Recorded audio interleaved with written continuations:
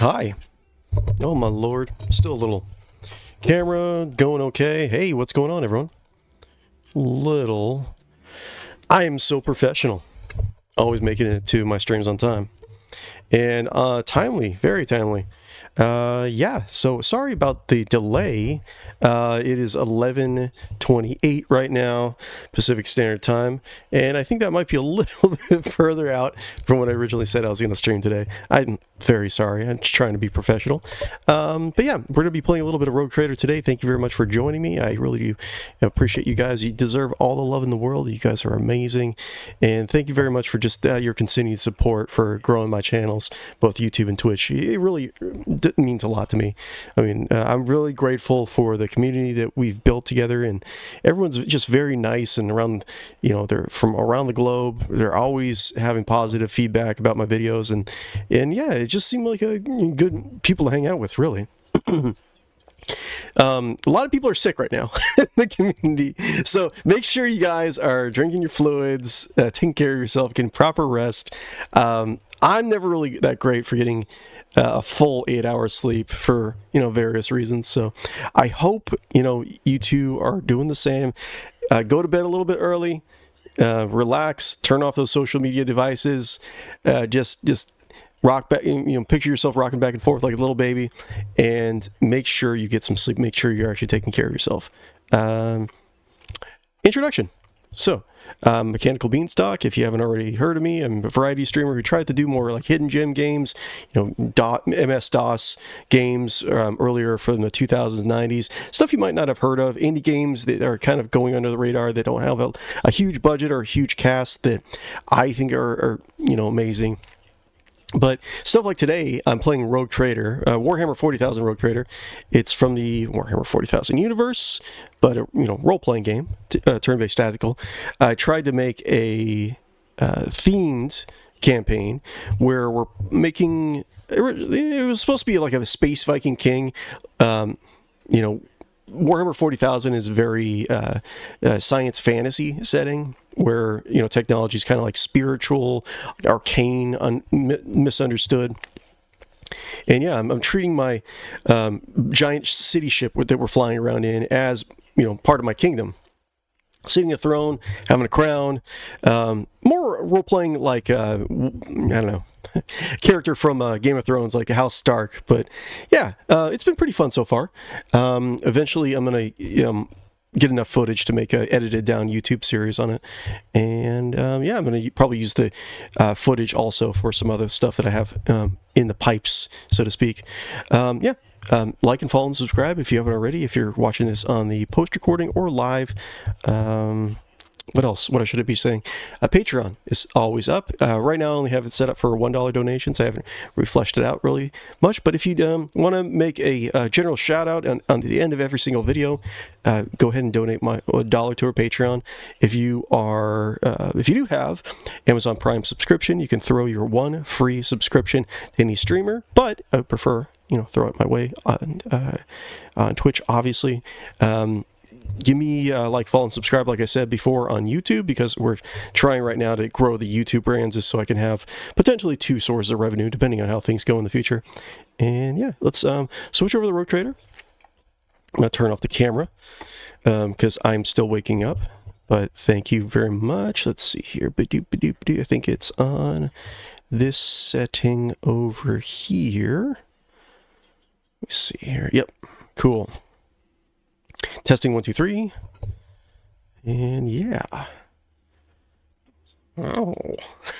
We're playing Rogue Trader. Let's see.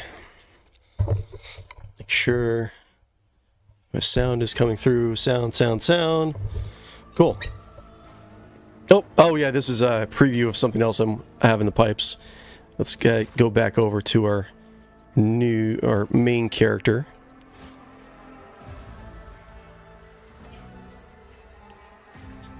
Yeah, I have a couple ideas for like YouTube shows. The problem that I have is that I don't know maybe it's unfair to call myself lazy, but I get so distracted by everything, and I'm never able to like just sit down and edit out like a long form edited video. But yeah, I did some recorded stuff on the Rogue Trader campaign offline, but not a whole lot. We dealt with the problem with the Agra world, the production, the food production world. We got that out of the way. I was thinking about while we're flying to the capital planet, or sailing to the capital planet. I don't know what you want to actually say for Warhammer 40,000. We're going to talk to our new Death Cult Assassin member, and we're going to go down to the bowels of our ship, and we're going to meet some of the Death Cult. We're going to do some DLC stuff. I figure that, it's a giant city ship that takes, days and even weeks of travel in order to get from one place to another. So we have plenty of time to kind of explore our own ship and do our own thing. But I figured today we can do a little bit of DLC stuff. Probably should do that a little bit closer to the release of DLC stuff. Oh. I do try to be a little bit more, growth-minded on the channels. Trying to do, whenever something's trending, try to do that. But, I don't know, it seems like I kind of just end up doing my own thing. It's an amazing mindset for if you're trying to grow a channel, right? Okay, so here's King Yermal Valentius Hodd.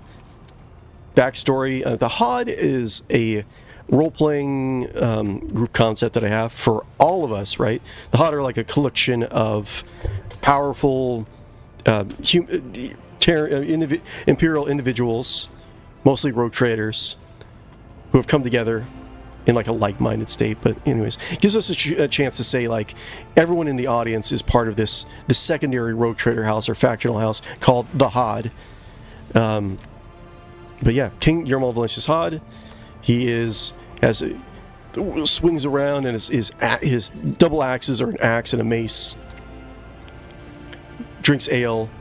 But yeah, right now we're gonna go explore the ship. We're actually in transit to our capital planet right now, but like I said, we can do more stuff.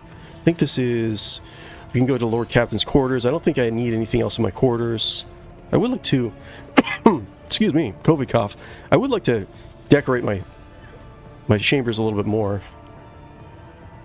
It has the smell of my my cousin who owned it last. Okay. While we're flying, let's take a look at the ship. Freight line, Void-Ship Shrine, Astropathic Chapel. We could just explore a ship a little bit, because I think we were going to the freight line. That's where we have to go for our quest. But let's go over the Astropathic Chapel. I kind of want to do that. I like all the characters that we have so far, but I do like the Death Cultist Assassin. Oh, Cultist. What was her name again? Can't remember. And I like, we did get a Eldar, a space elf, a sniper during the last quest. I like her, but I think like I don't know if I will switch her out for Argenta. I don't know. I think the king keeps the space elf around just more of like as a, what do you call it? Someone who has an interest in something. This is like a fascinating thing. My vocabulary is being weird today. But yeah, let's explore the ship a little bit. So the Astropathic Chapel, if you guys are unfamiliar with the Warhammer 40,000 setting, in order to do long distance communications, you have powerful psychers, or a collection of powerful psychers, like spellcasters, make a coded message and psychically project it out through the warp across the galaxy, right? And then another section of powerful psychers or mages or whatever gets it, translates it as best they can. That's pretty much it. But a lot of these psychers, they can actually do long distance communications. They've been exposed to the Emperor's light to a larger extent, and they've become blind because of it. They can still sense through their extra mystical sight, but physically they're blind. But yeah, we see all these guys, they're just sitting around, they're getting ready to translate, send out certain messages. We can send them out to our various colony worlds. And yeah, that's how long distance, if we want to send it to different star systems, that's how we actually do it, not just radio. Astropath. Astropath. We have chapel servants. I think this is the choir leader. I wanted to talk to him a little bit. Zachary Wise. We are bound by the blood of martyrs. What's here? A deceased navigator's organ repurposed for the choir master's needs. Here's where process messages converged from all over the chapel. Oh, look at this. It is like a pipe organ. It's like, ho, ho, ho, ho, ho, sending the messages to the capital world. Do. Zachary Weiss, let's talk to him. Yeah, see, astropaths are a type of, psyker. I'm going to say, like, psyker / mage. I say mage a lot, just because if you haven't actually know much about Warhammer 40,000, it's just easier to explain it like that. But look at this guy. Cool. Yeah, his eyes were burned out. I've heard rumors, I don't know if this is canon, but I've heard it's possibility to have other senses other than your eyes burn out if you're an astropath.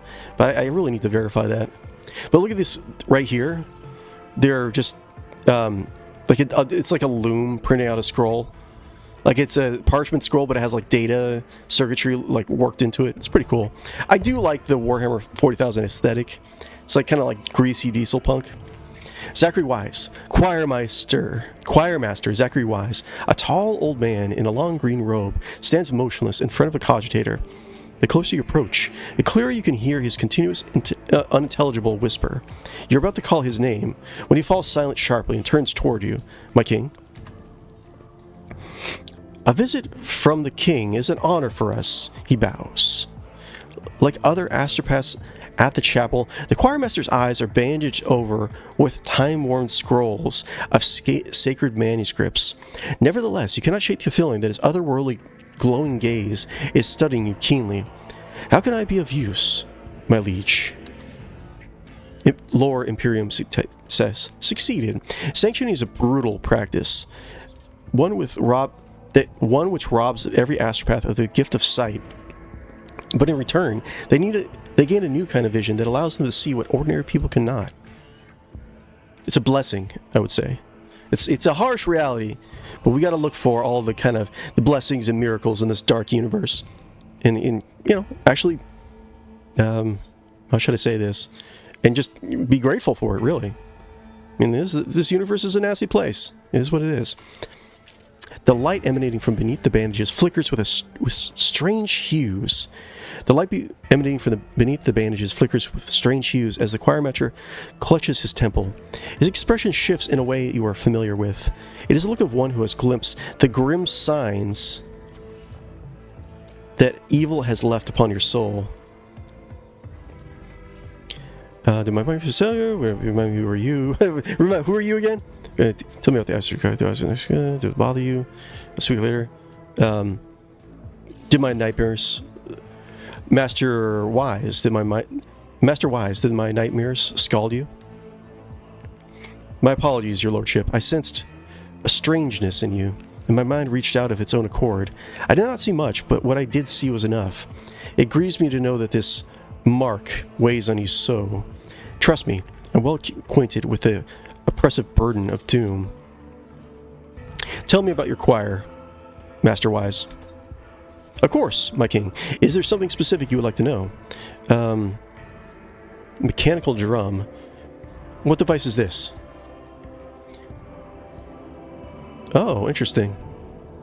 It is a sacred compiler that helps us record, store, and to an extent unriddle messages. Sacred compiler, huh? Looks like a pretty cool machine.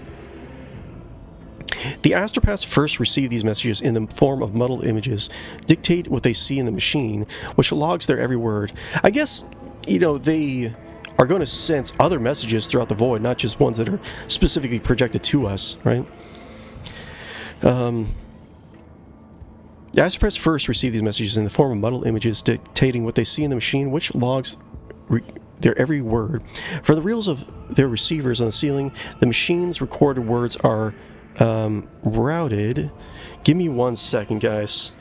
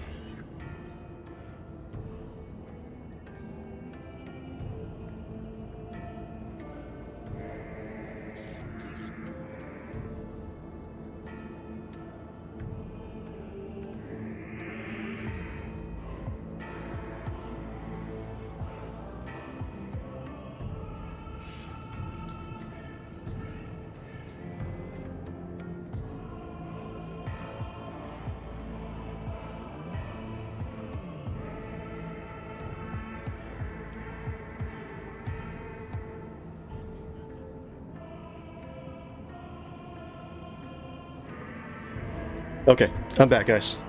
I said to talk to the wifey. Thank you for waiting. I appreciate it. From the reels of the receivers on the ceiling, the machine-recorded words are routed through lines under the floor into transcribers and then to the thesaurus core. Oh, I love the names in this setting. The holy thesaurus core. This core is the most important part of the mechanism, as it contains a vast catalog of various symbols and methods of their interpretation. The thesaurus core. I love that so much. You have no idea. Really beautiful design. I mean, it's dark and gothic, and like the universe itself is pretty effed up, but I do like a lot of the designs of technology in here. It's kind of like steampunk, but a little bit more than that. Oh my god, I love this so much. Look at this. Look at this bad boy. The compiler matches the image in the messages against its data and forwards the results to the central cogitator and myself so I can begin the ritual of decoding. I know no other choir that possesses so wise a mechanism, and I praise the God Emperor for his existence. However, while the compiler hastens the extraction of intelligible meaning from perplexing imagery, an astropath must still open their mind to interpretation, which is no less perilous than the rights of receiving or sending an astropathic message. One thing I'm kind of excited, there's so many different, how should I say, options or potential for new DLC, new side quests. Because in the rogue trader pen and paper instance, pen and paper role-playing game, there's stuff like, like an orc. Potentially, you can make orc characters or like Tau characters.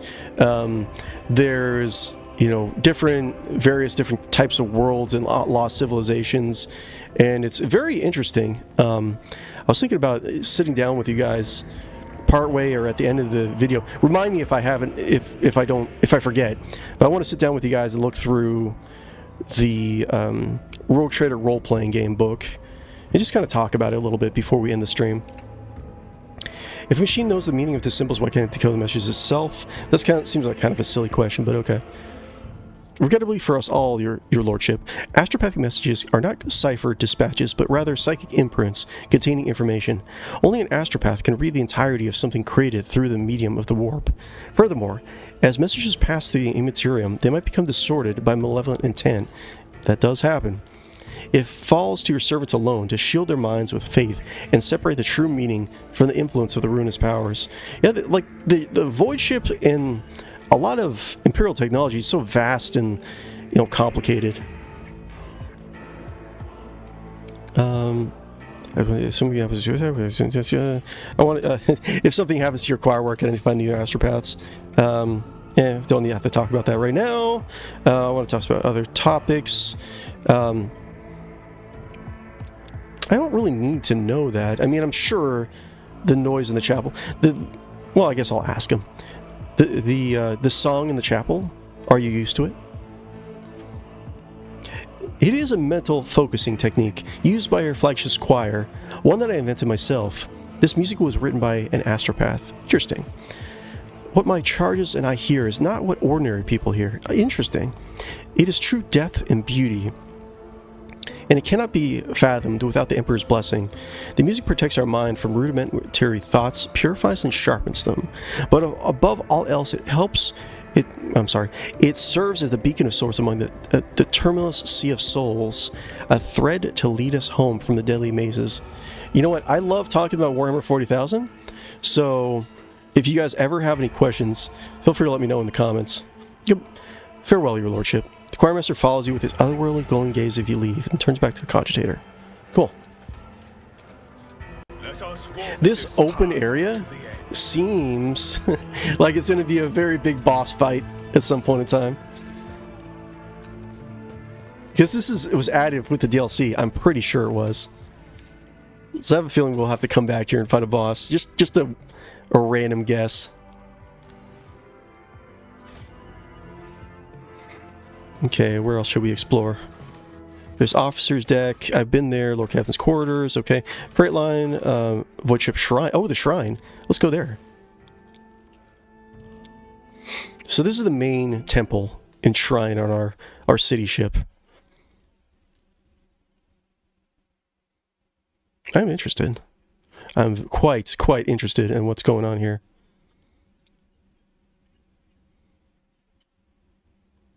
See, one problem I always had when I was game mastering a Warhammer 40,000 pen and paper role-playing game is that a lot of people who've never heard of Warhammer 40,000, they went into it thinking like it's more like Dungeons and Dragons. But it seems like it's really hard to get into, to wrap your mind around, like their morals and, you know, how to act. But new players, sometimes it seems like very overcomplicated in order to get into. Ooh, what's this? A power mole rests inside the glass. The inscription of the reliquary reads, I am Wrath. I am Wrath. I am the cleansing. Whoever wields me walks in the footsteps of Furia. Wait, so... Press? Should I... Okay, we have a holy artifact here. I feel like I shouldn't disturb this. I mean, it is my right to take it. And I do wield maces, or hammers.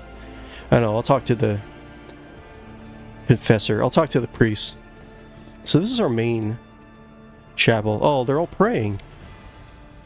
Oh, this is all like holy weapons. Initiate Zeke. Look at all this stuff. Your king really needs a lot of this stuff. He only has like a standard stuff. Ooh, look at this. Beautiful. I think this kind of stuff is beautiful. I don't know. Then again, I am weird. Look at all these people showing up to their Sunday mass, which is every day's. Look at the holy incense. little stinky, so he needs to purify it. Look at all these stuff. Look at two-handed sword, man. Initiate Claudius. Look at all this. Look at all these holy weapons you guys are keeping from me. Imperium Invictum. The shards of an unknown Angevian Crusade. Angevian Crusade warriors' twin blades returned from the pirate captivity by grace of the Emperor. The Angevian Crusades, I believe, were the closest imperial territory is the Calixus sector, and the Angevian Crusade, I believe, was the crusade that conquered that sector. And that's where like St. Drusus came from, and a lot of the stories there from the role-playing game. Aquarium 70%, huh? So much stuff. I did it. Among the antique weapons, you spot the maul known as the Ferrum Fatum. Legend has it that its head split when it cracked open the skull of the Lotham demon Brenzar the Flare. That's pretty cool. Oh, look at all this. There's tons of stuff. Step, I forge my destiny among the stars. The Rex Regalia, the particularly restored blade of Zarthus the Earnest, a missionary who decimated the abominable Xenos and fell in deathly battle against the unrighteous. Like, okay, it's going to be very tempting not to like take a lot of this stuff. The machine in the shrine confessional emits a low hum as it processes the congregant's vox recordings. Hi. Initiate Claudius. A lanky initiate is leaning over the cogitator, an expression of extreme mental effort on his face, his fish-like round eyes peering in the screen. Grant me understanding, master. Grant me wisdom. He winces at your approach. My king, how may I be of service? What is it that you do here? Well, my name is Claudius, junior clerk. I sort recordings from the shrine confessional and pass it on to the higher-ranking clergy. Tell me about this confessional. Our parishioners came here to repent, to share their innermost thoughts and observations about their neighbors. The sacred machine records all their confessions and alters their voices beyond recognition. Is there a way to find out who made what confession? There is not.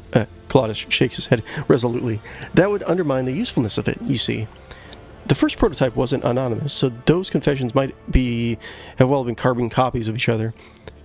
Everyone was implacably diligent and pious and whatnot, but as soon as the machine spirit started keeping names secret, machine spirit believed the parishioners opened up. Interesting. Oh, I had a heretical option? Okay. Good thing you made it anonymous, keeping it the fine work. That's fine.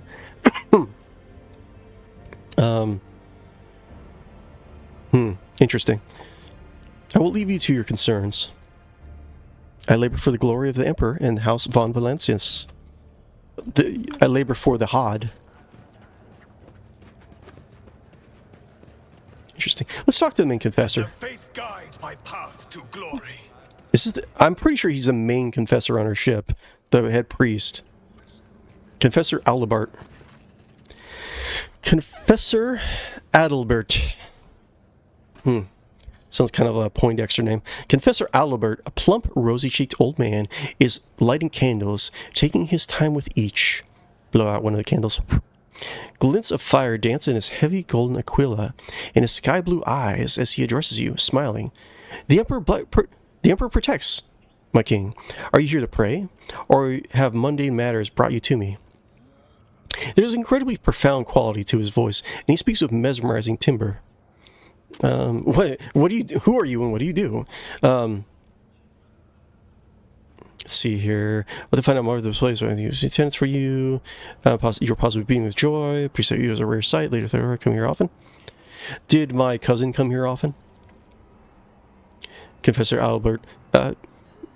Your cousin always had a due concern for the reliquary's maintenance and its needs, and under her rule, Faith occupied the proper place on our ship. Albert gives you a diplomatic smile. Okay.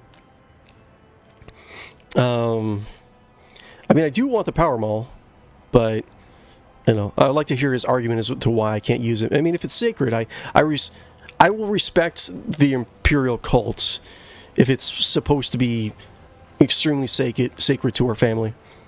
Looking to find out more about this place. When it's here more sense for you, you're probably beaming with joy. Confessor Aldebert, you're positively beaming with joy. A priest like you is a rare sight. Aldebert laughs good-naturedly. A fair observation. Everyone knows that the clergy must maintain a stern appearance to inspire fear and awe in the flock. His mirth fades, giving way to pensive gravitas. The truth is that my clan and I experience great hardship. I cannot explain how it is that I am standing before you now, except by his will. How could one be anything but joyful, knowing that they were saved by the Emperor? Good point, I guess. What happened to your clan? I was scarcely more than a child when a malady struck our cabins. First would come the fever, then the unlucky victim would start retching blood. After that, they would melt away like a candle. Ugh. Only the youngest survived, myself among them. He smiles feebly. But now my family is growing, and I'm grateful for each new life that replaces one lost. Indeed, Confessor Aldebert. Still, your gentle manner may... No. I mean, if this is, what's been how our crew helps the crew keep morale up, then yeah, of course, it's fine. I'll leave him to his own way of doing things. Because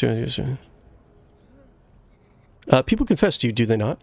Is this something that you may speak of? Ours is a throne-fearing flock that regularly leaves Vox recordings in the Shrine Confessional housed in the eastern part of the reliquary. This allows us to maintain constant watch for any heretical tendencies. We can observe the earnesty which our parishioners render their duties, as well as any dangerous dissent brewing in their minds. Initiate Claudius, I think I met him, is responsible for sorting the confessions. He would be honored to offer you assistance if confessional cogitator. I'd like to hear the Imperium's tenets from you. In a voice brimming with solemnity, Aldebert begins. Every man and woman has their place in the order he created, and this order must be followed by the will of one's superiors obeyed. Beware the witch, for they have been stained by the warp. Persecute the mutant for their perversions of the human form, and hate the accursed alien. I don't mind talking philosophy with this guy. The Imperial Creed prescribes being wary of psychers, but the Imperium does need them, does it not? You're right. Without the Astropaths, we're deaf and blind. There are many other psychers laboring for the good of humanity. This is their place within the Emperor's design. But only those among them who accept his light have been authorized. The Ecclesiarchy tells us to persecute mutants, but exception was made for the Navigators. The Navis Nobilite are different from most humans, but their differences are a blessing. They are noble servants of the Imperium who help humanity expand its galactic domain.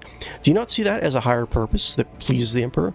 Okay, from what I understand of the Warhammer 40,000 lore, the Navigators were actually before the Imperium actually came around. They're a product of the Dark Age of technology or the Golden Age of technology. So, and I think it's very interesting that we haven't really in the books, as far as I know, we haven't delved into a lot of their backstory as much as a lot of other Imperial factions, because they are a very, very powerful and influential faction on the Imperium, but they're mutants, right? They came before the Imperium, right? There's a lot of mystery on like how they're able to, look upon the warp with their third eye. How does that even work? It's not really delved into. I find that very fascinating.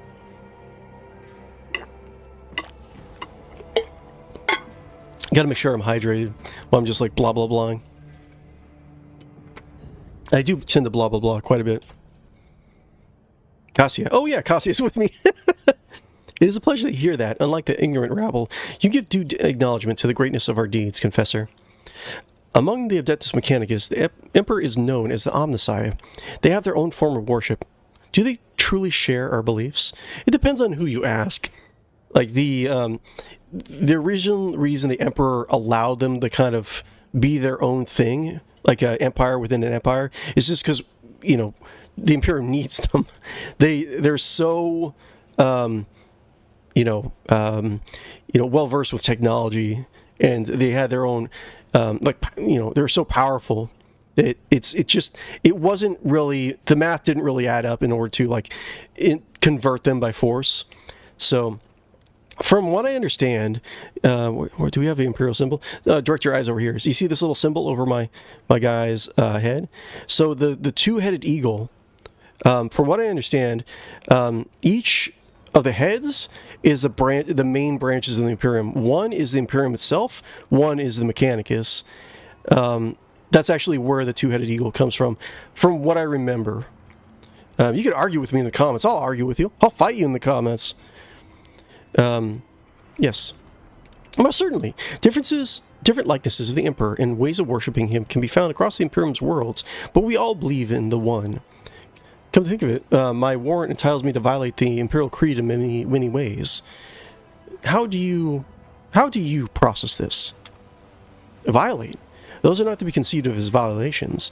A rogue trader's privileges come with duty. The duty to expand the bounds of human influence. If the rogue trader must take responsibility for unorthodox solutions or actions in the course of performing that duty, then so be it. No. I do not see... I don't think that's mocking the Imperium. I mean, the Imperium is pretty effed up in a lot of ways, but it has survived for 10,000 years of billions of people getting attacked by legions of devil worshippers and super soldiers and aliens that can shatter planets. I mean, say what you will about the Imperium, but what has worked does kind of work. That'll suffice for now. Thank you very much, Confessor. As my king wishes. Okay, I feel like this is not very tactful, but I would like the Power Maul. I would wish to. The reliquary with the Power Maul. It seems like a fine weapon. I would wish to wield it. Alas, your lordship, I do not know of a way to open that locks on that particular receptacle without damaging its contents. Oh, interesting. One of the ship's confessors from days past sealed the reliquary well as to bar anyone from taking the weapon. I suppose it was a desperate precautionary measure against thieves and heretics who would seek to lay hands on the holy relic. I'm sure there exists some impenetrable secret method of unlocking this reliquary, and if I only knew what it is, I would tell you right this moment. Interesting. Okay, so there's no problem with taking any of these weapons? Okay.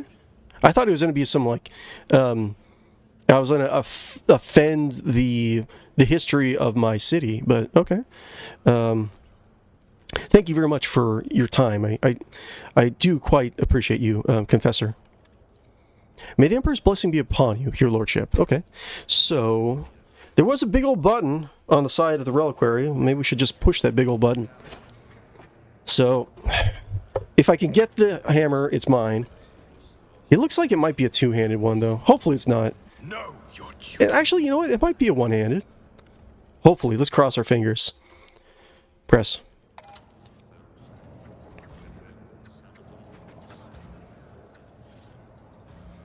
Okay. Plates are rising. Save just in case. Stand on the pressure plate.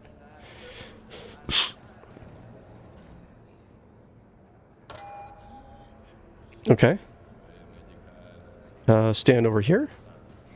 F-I?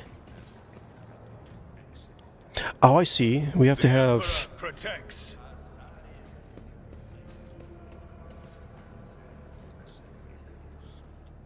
What's going on?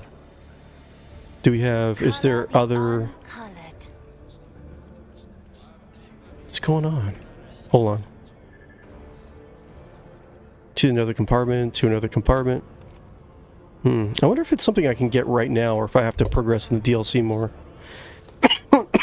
Excuse me, COVID cough. I have a blessed cough from the Emperor himself. He sent COVID to me as a test. My faith is my shield. We shall reclaim what is rightfully ours. Okay. For the Emperor!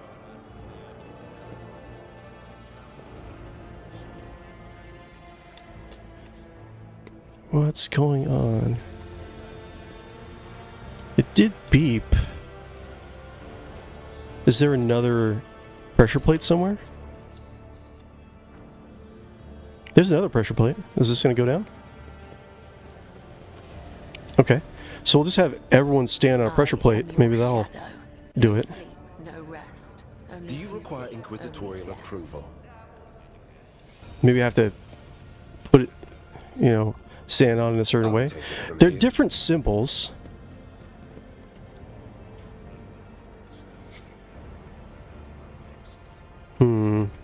Is there another pressure plate? A. I guide humanity between the What if I have to stars. stand on in a certain way? Oh, what's this? Offer a prayer. The Aquila Anima, a fragment of the Cathedral of Eternal Redemption. Brought from the shrine world of Solus 6, now lost. Ah, quite holy. Oh, is this the plate? Okay. Interesting. Offer a prayer. I will in just a bit. Let me see. Is there any other plates? Maybe the description is of the weapons are a clue in actually how to do this. Let's see. There's 1, 2, 3, 1, 2, 3, 4, 5. So it looks like there must be one more plate somewhere. So back here. 6 party members, 6 plates, I would assume. How do thing? How do thing? How do thing? Your intention. Let's see, I'll have her stand here. I align my path with yours. For now. The king. Let's offer a prayer. Chewie! Ah, blessed be the Emperor for giving me that sneeze. The divine watches Offer prayer. over us. Your set of prayer. The one you remember best. Oh, Emperor. Help me unlock this puzzle.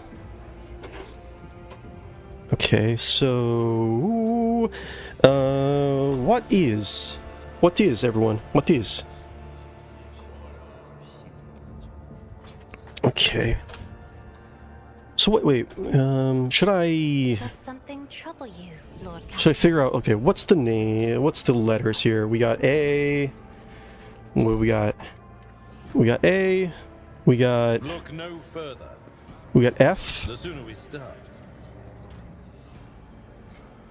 we got F. I think there's got to be another plate somewhere too.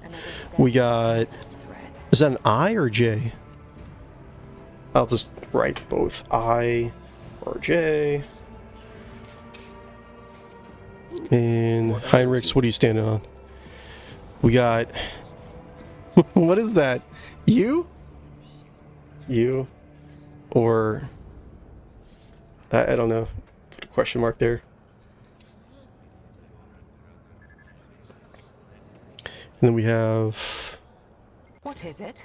I follow my own. R. Can I actually spell something with that? Inferior. Okay.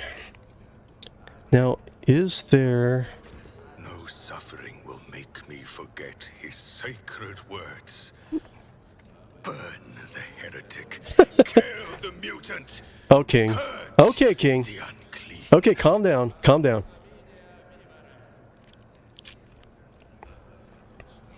Maybe now I hit the switch? Or no, the switch is... Okay, I can't hit the switch anymore. I do want that maul for my king.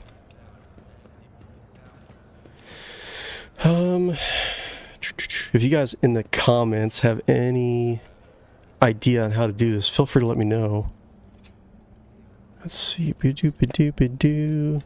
Is there any plates that I have not seen? Is there any plates that I have not seen? Let's see. So let's take a look at here. Oh, commerce. What advice do you seek?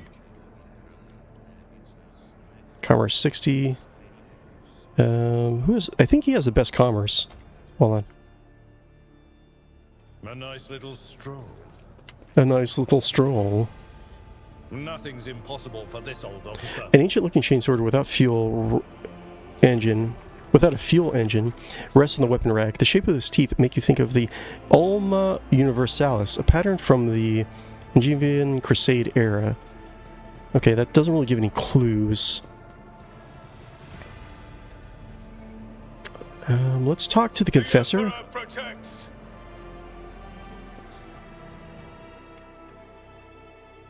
Let's see, anything else? It's possible that I just can't unlock it right now. Now let's take a look over here. I forge my destiny among the stars. Initiate Zeke. Initiate Zeke. The broad-shouldered young priest makes a sign of the Aquila. The Emperor protects, my king. How may I be of service? What is this relic next to you? The initiate looks over at the sarcophagus. Oh, there's a wife and a kitty over here.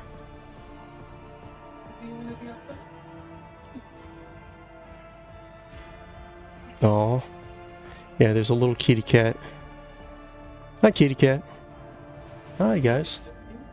No, it's okay. You guys can disturb me. Hi.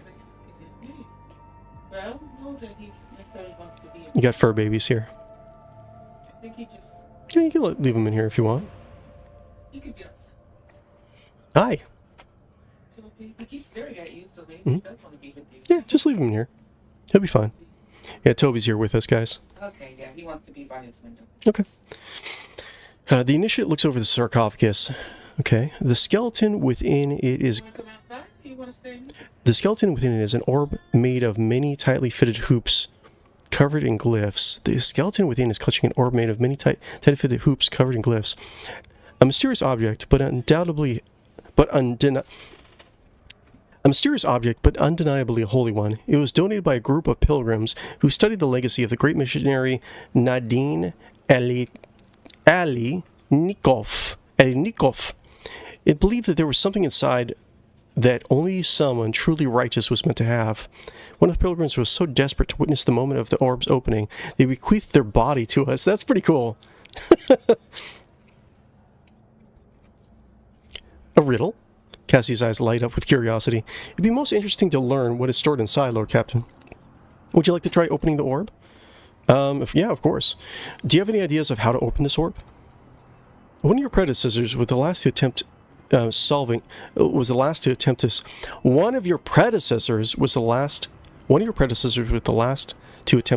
the relic's mystery. It happened a long time ago, before Lady Theodora was born. That's all I know. I'm guessing disassembling it is not an option. To damage a sacred relic is an unthinkable crime, and to use force to bypass the wisdom of it and faith it contains is a terrible blasphemy. Let's see. Open the reliquary. I want to try to solve the mystery of the orb. The initiate opens the lock and hands you the orb. Someone has already moved the hoops around, trying to arrange the letters into meaningful sentences. Okay.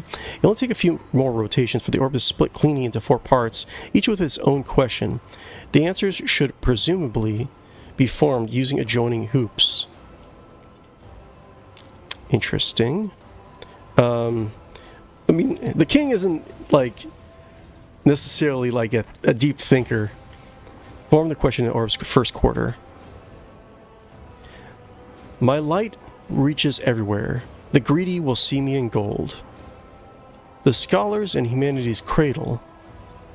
But the righteous will see me within their souls. Oh, just what am I? Just a riddle? The greedy will see me in gold. I've never been that great with riddles. Like, sometimes I get it, but I think it's just my way of thinking. It doesn't quite work. So the greedy will see me in gold. I don't think it's as simple as just saying the Emperor. The greedy will see me... My light reaches everywhere. The greedy will see me in gold. The scholars in humanity's cradle. But the righteous will see me within their souls. I don't think it's Emperor. That seemed like kind of like a... Well, I mean, this is a riddle made inside the Warhammer 40,000 universe, so maybe. My light reaches everywhere. I mean, the Emperor's light reaches everywhere. The greedy will see me in gold. Aquila, the symbol of the Imperium. Strength. Your strength reaches everywhere. The greedy will see me. Okay, the greedy. Okay, my light reaches everywhere. The greedy will see me in gold. The greedy will see the strength in gold. I mean, that's true. The greedy will see strength in the gold. The scholars in humanity's cradle.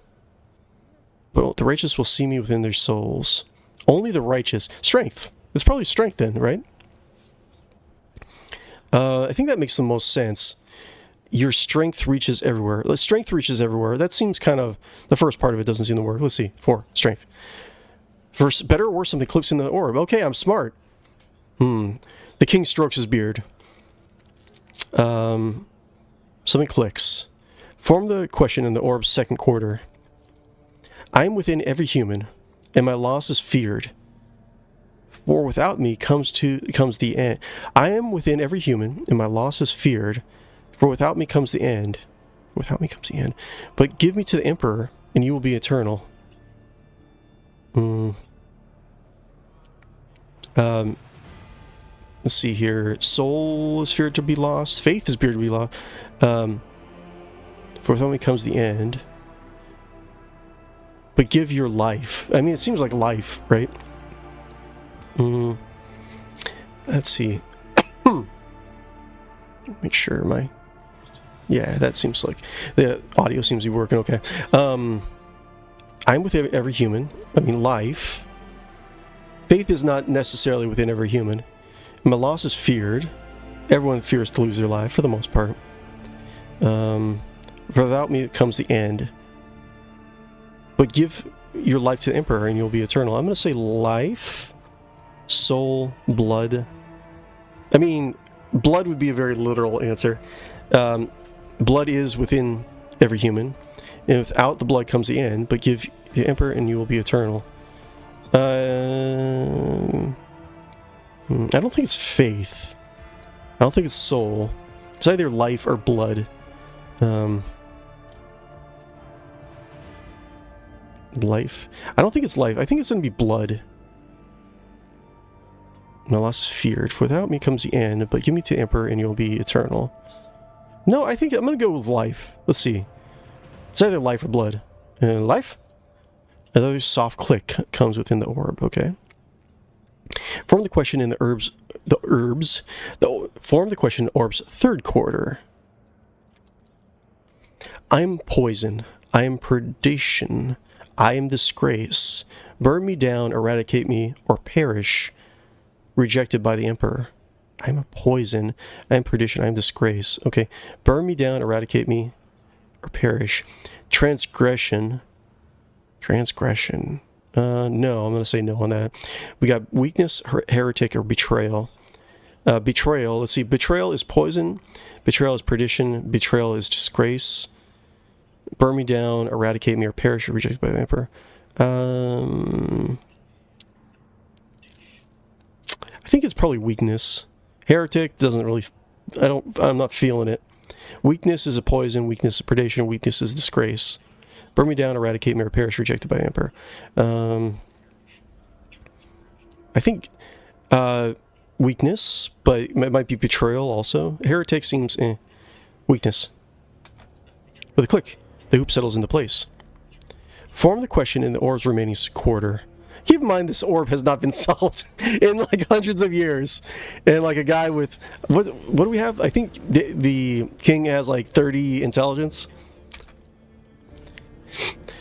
In your body, mind and soul, you must possess me. I'm no mere absence of stains. I bring you closer to him. In your body, mind and soul, you must possess me. If I recall the pages of the life of Nadine Elinkov correctly, this part speaks about purity. The saint saw it as a quintessence of all other virtues. Okay, I'm going to take her advice, purity.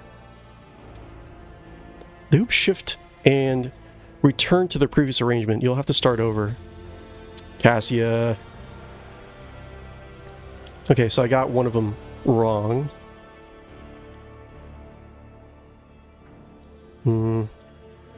Light reaches everywhere. The greasy seeming gold. I'm gonna still say strength. Or where something clicks inside the orb. Blood. Soft click. Okay, it's just clicks, but there's no indication of whether it's right or wrong. Third. Betrayal.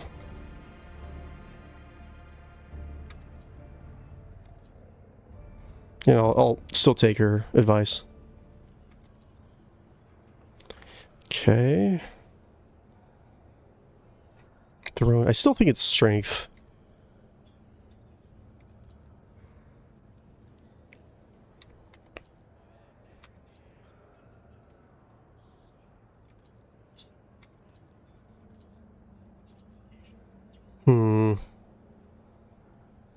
I mean, I could just look it up, but let's see. Let me see really quick. 1 second, guys.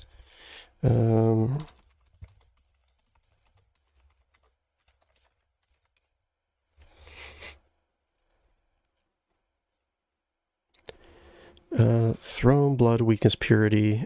Throne, blood, weakness, purity. Oh, yeah, I got it. I did get it right. It's just certain answers were a little bit off. Throne, blood, weakness, purity. Oh, no. Throne. What the? Okay. Throne. Blood. I got that right. Weakness. I got that right. And then... so the number 1 was wrong. The orb comes alive. Its hoops shift around with alarming speed, coming together and folding into each other until the orb opens completely, laying its treasure bare. Items receive missionary oath. Okay. An ancient scroll containing a solemn vow of service to the emperor, penned by an unknown missionary from the worlds of the great Nadine Elenkov. Once per combat, if the wearer does not use any abilities during their turn, they can end their turn to immediately grant all adjacent allies an extra turn with 1 AP. Extra turn. Interesting. Missionary oath. Interesting. I think I can see that being potentially good. Continue. The initiate stares at the relic in your hand, stunned. How strange and exciting it is to behold a holy object that has lain hidden from the eyes for so many years.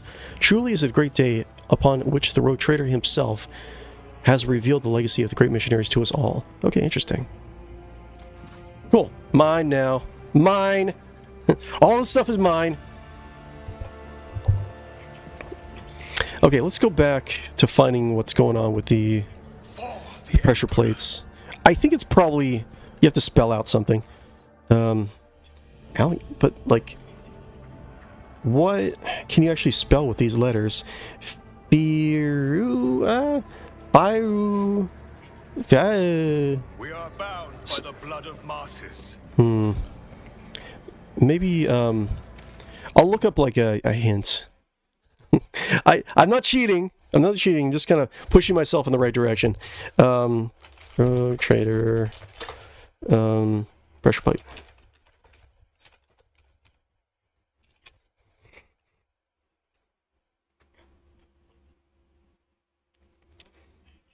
Okay. Okay. I see. Okay. So it is... Okay, so you don't have to... you can stand on it. You can put the tiles more than once. You don't have to have everyone stand on it. So got it. State your intention. You are in the presence of House or Seven. I've seen a lot of innocent people. I've yet to see someone remain so after an See. interrogation. Okay. For some reason, I thought you had to have... yeah, I was overthinking it. That's the only problem. Like, I don't have any problem looking up Whatever you wish. hints to a lot of solutions. Because every so often I get, like, to overthinking something, and I just can't... I can't unwind my brain from that idea. I don't know if that's... I can explain that well enough. Blood is my life. Death is my duty. Yes, ma'am. Okay. Heresy grows from idleness. Yeah. Furia. Okay, so that's what I have. Walks to the footsteps of Furia. So I have to spell Furia. Me, me, me, me, me, me, me, me, me, me, me, me, me, me, me, me, me, me, me. Fur. How do. Fur? Yeah, Furia. Okay. So fur. You. You. Okay, so that is a U. Fur.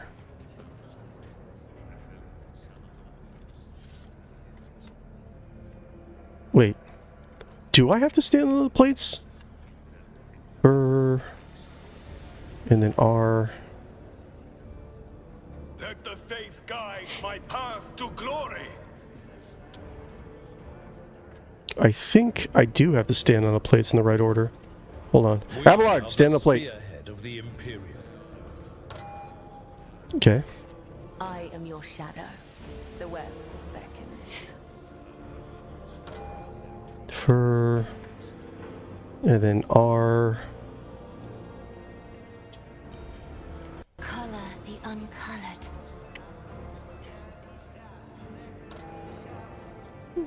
For E. You interrupted my F-U-R.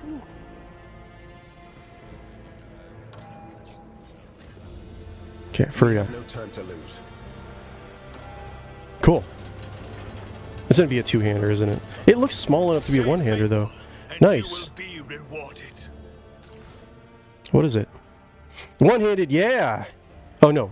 Yeah, it's one-handed. Unquenchable Fury, nice. Well, it looks interesting. One-handed melee weapon, light, 8 through 9. Ooh. Why is this so bad? The maximum push distance of this maul is 5 cells. Any collision damage increased by 50%. That's, oh man, that's not as good as I thought it would be. Like my Mastercrafted Power Maul is so much better. Like a lot better. God damn, that's so disappointing. Harsh Shove. All that. Oh well. We shall reclaim what seneschal is is always rightfully there. ours. Okay, let's just go do the DLC quests. We're going down to the tram station or whatever. That's interesting, you know. Give me 1 second, guys. I'll be right back, just checking out the wifey.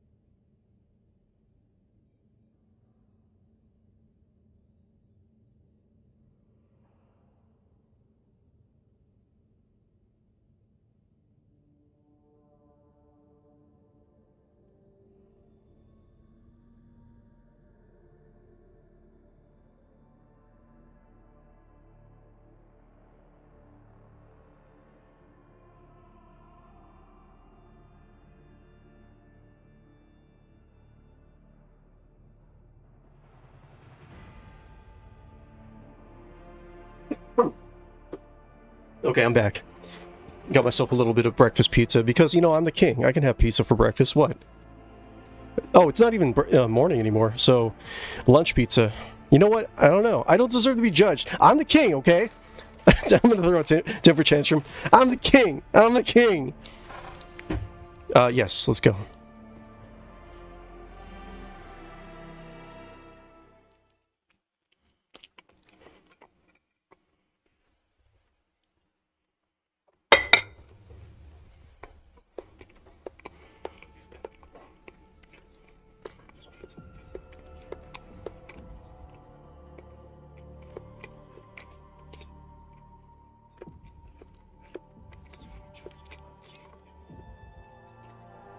Got my mouth full, sorry. Oh. Oh.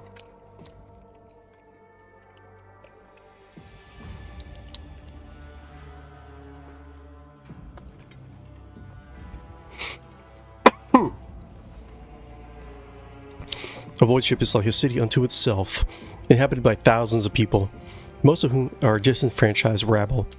I don't know if I would call them disenfranchised. I mean, you know, sometimes resources, you know, they take a while to trickle down. Let's just say that. Preventing easily replaceable workforce. The common folks' only mission is to common folks' only mission in life is to toil away in the name of the flagship's insatiable demands. Yeah, it is what it is. It's a dark universe.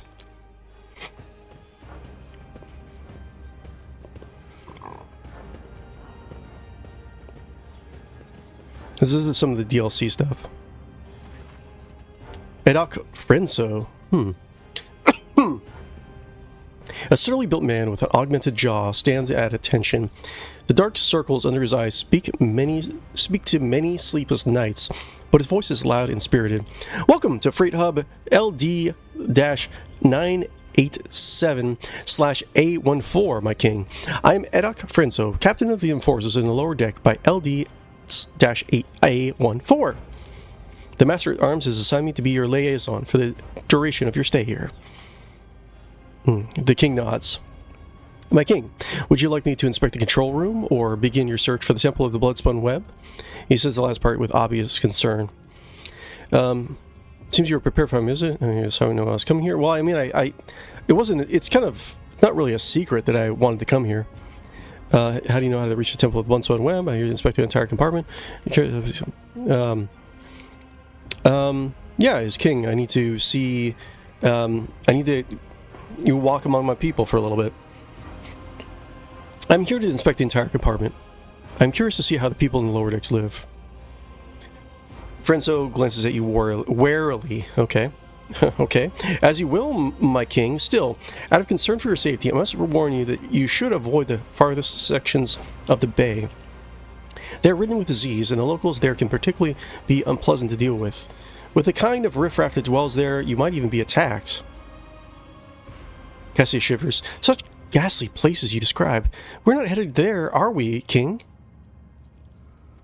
King Yarmal? He frowns. To put it bluntly, although the Bay performs its functions well, even its more civilized sections are sorely lacking in discipline. I was only assigned here recently. Excuses. So I haven't had time to straighten everything up. Since doing so would make some serious changes. I'm not inventing any excuses, Lord Captain. You kind of are. As the officer in charge, I accept full responsibility for what takes place in this compartment. Seems like I saw. I was giving you this fraction. I offer you my assistance, Captain. I'll shoot you. Rejoice, Frenzo, for the Lord Captain himself has deigned to deal with your problems. Rest assured, I'll provide you with some crucial guidance once I'm done. The situation on the bay does not interest me. I'm here on business, and I have no intention of staying any longer than I need to. Understood, my king. Tell me of the situation. The hub connects to lower decks freight, residential and artillery bays. Okay. Our task is to monitor the flow of labor force and prevent supply disruptions between bays. And who is the monitor of this hub? Traffic controllers.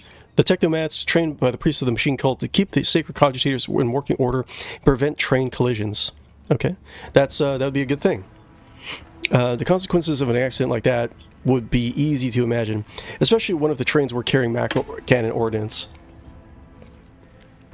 As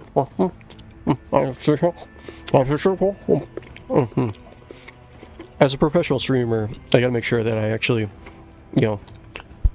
talk with my mouth full.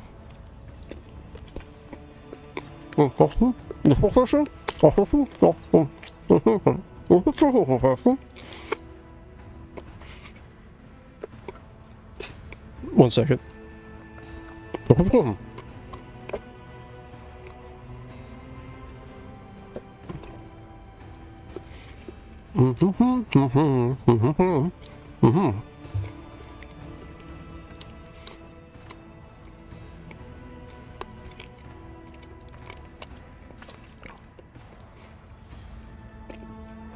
Almost done, sorry.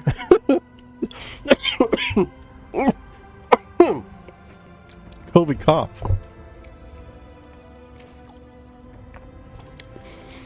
Also employed here are the Enforcer Squad, a team of Inferni, the clerks who keep cargo records, a Medicaid officer, a fine chap with the medicine of choice is a bullet.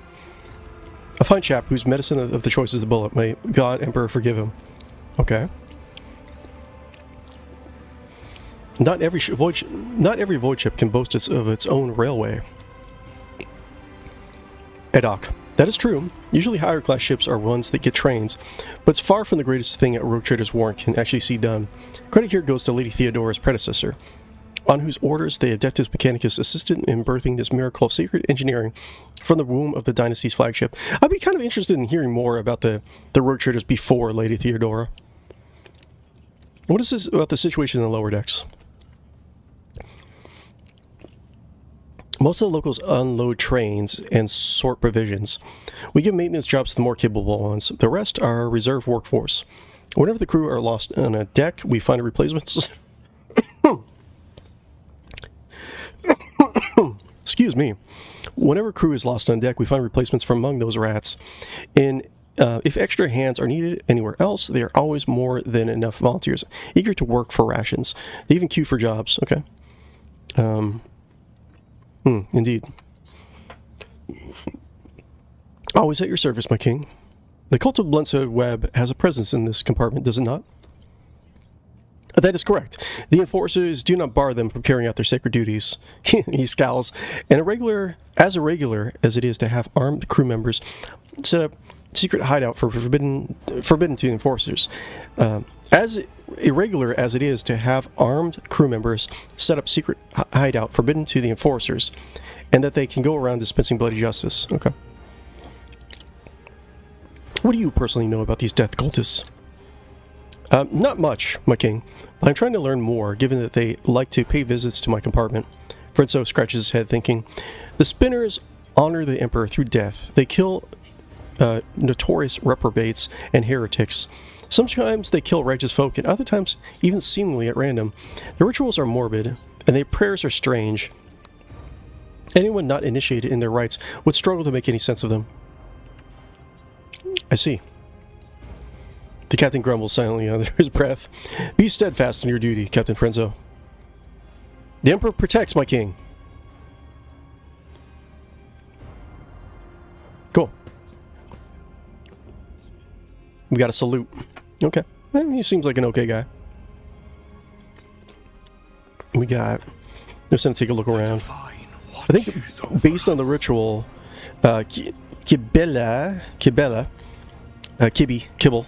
Kibble said that we are supposed to take our own path to find the Church of the Bloodspun Web. I think that's what she said. We got here goods. Ooh, collect goods from our own ship. Nice. The Technomets are performing a censoring rite on the Sacred Power Transformer, but the machine spirits are running rampant and will not be swayed. Okay. Interesting. Take a look around. Oh, is that the symbol of the Bloodspun Web? Little sword.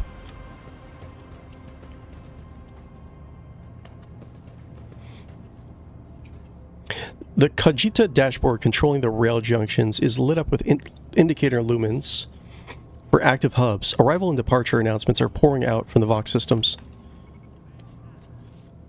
Yes, when he looked right at me, Lady Vigis learns of this. She'll promote me to the middle decks. Okay. Interesting. Let's see, just the holy symbol. A statue of Magos Ionis 9, architect of the freight hub. Okay, interesting. Yeah, our city has a long history. Is that blood? It can't be. We scrubbed the deck 3 times right before the Rogue Trader came. Void take me. The captain will have our heads.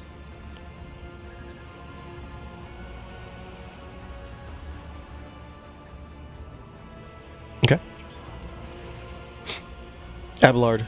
Is this the welcome you give to the king himself? Abelard's nostrils flare in anger. Whoever had the audacity to leave behind this appalling symbol, I will see that the Master-at-Arms calls them to account herself. Adak Frenzo. The corner of the captain's mouth twitches nervously at these mothers. Damn those... How do they even... Take a closer look at the mark. You've seen this sort of symbol before. The death cultists carve bleeding marks like this onto their own skin. Kibble. Kibble carves the same symbol on the back of her hand with a knife and whispers a prayer. Daemon King, remember this sign. It is the beginning of your quest, the first blood trail. Do you know what this mark symbolizes? It resembles one of the symbols associated with the blood-spun web. What was it called again? The Song of Trailing Blood, I think? It is a prayer familiar to many in this compartment. I've heard spinners say it when they, well, perform their signature acts in service to Emperor. Okay. Frenzo takes a deep breath. The soundless shadow sank into the dark. Slashed feet crescendo, a fatal dance. Blades song in tempo, each an edge and echo. Twin odes to death throes, now on her sacred blood. At once she trod the backs of foes, tread countless souls, but none who know. Okay. You memorize this verse? When I took up my post here, I made sure to familiarize myself with all the particular qualities of this compartment. I soon heard about the verse and decided to investigate. I questioned the number of people who follow the bloodspun web as I was trying to figure out if there was anything pernicious about it, and eventually I learned the whole thing. He frowns. The words are clearly strange, but nothing worse than that, it seems. What is the Song of Trailing Blood? From what I can tell, it's something like a prayer with several verses that they tell about the life of the cult saints, Ariane, or the matriarch spider, as they call her, Ariane, huh? So I'm invited to follow a trail of blood, it seems. I accept the spinner's invitation. Hope you'll find what you're looking for and return to the upper deck safely, Lord Captain. Okay? Okay, hopefully I'll remember this stuff.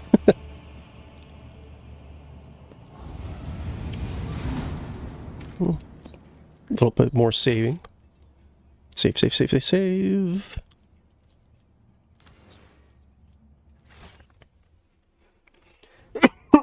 Excuse me.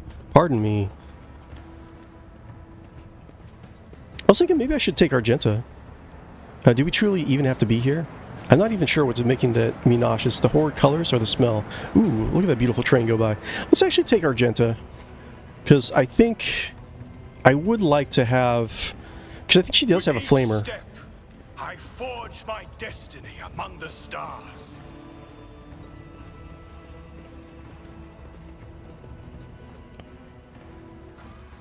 Let's see here. Can we just do... Butcher Prime, what's your bridge, Captain's Quarters, Officer's Deck? Sure. Let's see here. No. Urats, Argenta. I feel like she would have a lot to say in this particular quest, and she has to be leveled up too. I have a she's still an, adequate sniper, but she can also flip over to flame weapons, which might serve me pretty well.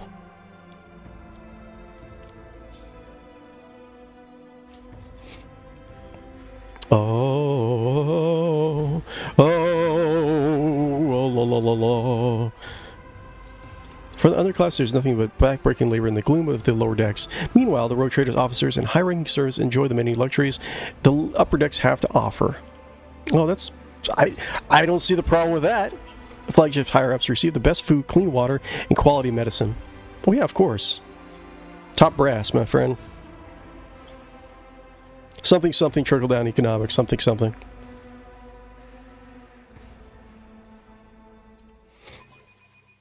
Okay. There's probably nothing in my quarters right now. Oh, what's going on? Oh, the officers' quarters. That's where I went. That's right. Jocasta or Jocasta? Starbeck Bart's the officers gathered before you.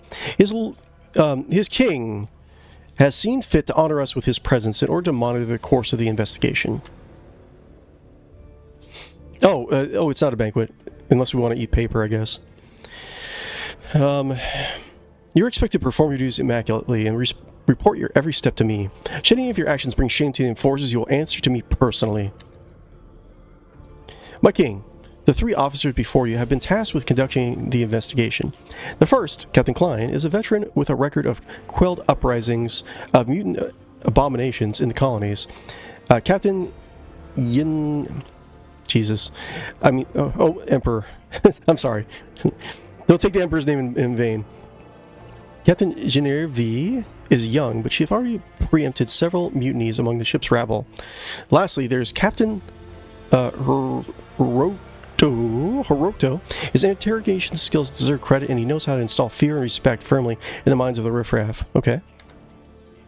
You notice the enforcers exchange a few astounded glances and throw their shoulders back. Apparently, they're not used to standing so close to figures as renowned as you.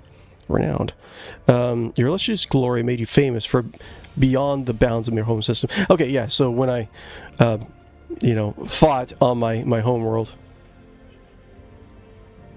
Abelard. After carefully assessing the officers bearing their uniforms, Abelard nods with satisfaction. Their drilling is good. Their service record... Excuse me. The drilling is good. Their service records are also excellent. Let's see how they perform in the field. Abelard notes all, looks at, my presence is going to distract you for duties. What are your findings thus far? Sarbeck, we have discovered a worker's corpse, mutilated and dissected. We are still looking into the man's identity and position, but the surgeon's report has confirmed that among the blood that was pumped into your bath chamber... Oh yeah, I remember that now. Oh man. That's why we have to tackle quests sooner rather than later, so I don't forget. Among the blood that was pumped into your bath chamber, the blood-carrying mutations was indeed his. Okay. Acosta Sarbeck. The workers from the nearby decks have all been checked for genetic aberration. Okay. But the mutations identified are all within the norm for laboring masses. They're all being rounded up for interrogation as we speak. Okay. I'm taking account of maybe text only because hundreds of people. How do you plan on questioning them? How do you plan on questioning them all, considering the masses of the number of people that have to be interrogated?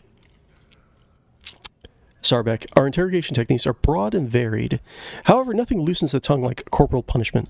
Beatings, mutilations, torture, public executions. Sarbeck almost purrs as she lists ways of making people suffer.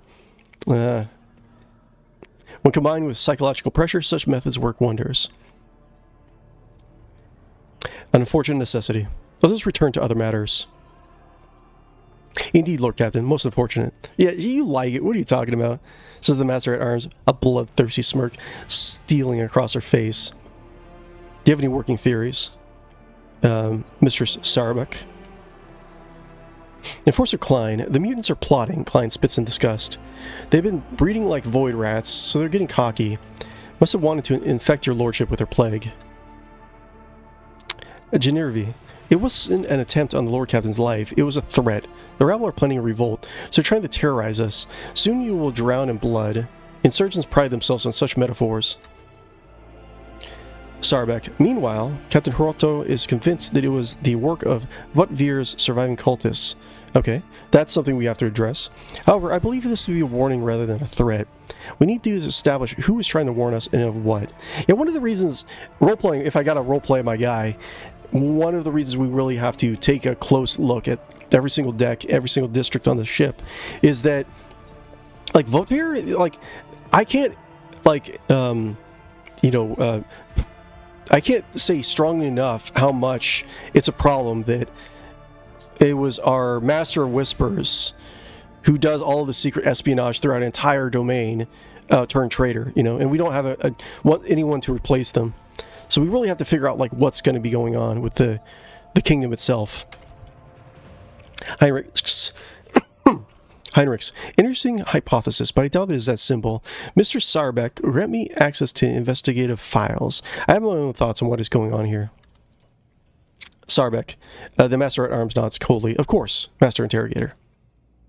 And what do you propose we investigate first? The body. Once you have asserted the dead man's identity, we'll be able to locate his associates. and narrow down the number of suspects. Captain Klein is in charge of examining the corpse. Enforcer Klein, yes, my king. I'm almost done with my report. As soon as it's ready, I'll deliver it to you. And let us begin.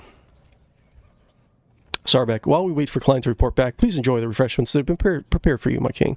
I need to have a poison taster.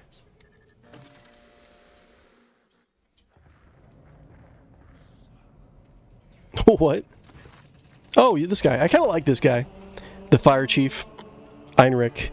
A pair of enforcers with battered faces is escorting Furnace Master Heinrich Montag. His lips busted, his knuckles are grazed and covered with blood, and there's a chewed up low stick between his teeth. He still has his low stick. His cigar, essentially. Montag, one of the enforcers drones nasally. We apprehended him while he was trying to break through the detained rabble. Got into a scuffle. We barely managed to restrain the troublemaker. He demanded an audience with you, Mr. Sarbek. The Master at Arms nods, and the enforcers release their prisoner. Heinrich Montag. Heinrich adjusts his clothes and approaches confidently. What do your enforcers think they're doing, Yocosta? Why are you assaulting my people, denying them water like they're criminals? We've got teenagers and elderly folk here. They're all those ordinary workers, and they've done nothing wrong. Sarbek. No, Heinrich, what do you think you're doing? Attacking my people, chastising me in front of our king? Get out of here before I have you charged. Montag.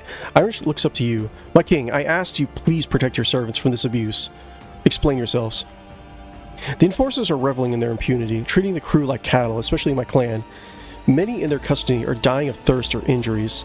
My sister and niece are there too. I don't expect them to be exempted from the investigation, but I'm begging you to put an end to these assaults and let my people have some food and water. Sarbek, that's just what procedure demands. Intimidation loosens tongues. Torment erodes the seditionary will. The rebel are there to know only awe and terror. The words of ship regulations ring out across the room. The Void take your procedures. They're not just seditionaries. They serve the dynasty just like you and I. Awareness. And did any of them confess to anything unusual? Oh, failed. Oh, she's gonna lie to me? Nothing of important or deed worthy of your attention. Continue. Sometimes it's good just to... I mean, I don't necessarily think it's necessarily a bad thing to necessarily fail a role. Different stories, you know? Then let us get back to the things that are worth attending to, like the arbitrariness of enforcers. Founding people will be released. Economic beating some nuclear.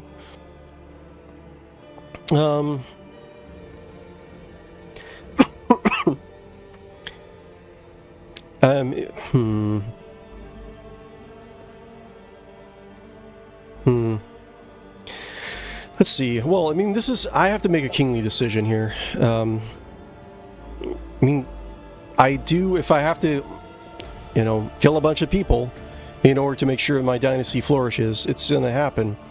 But it seems like they're being indiscriminate.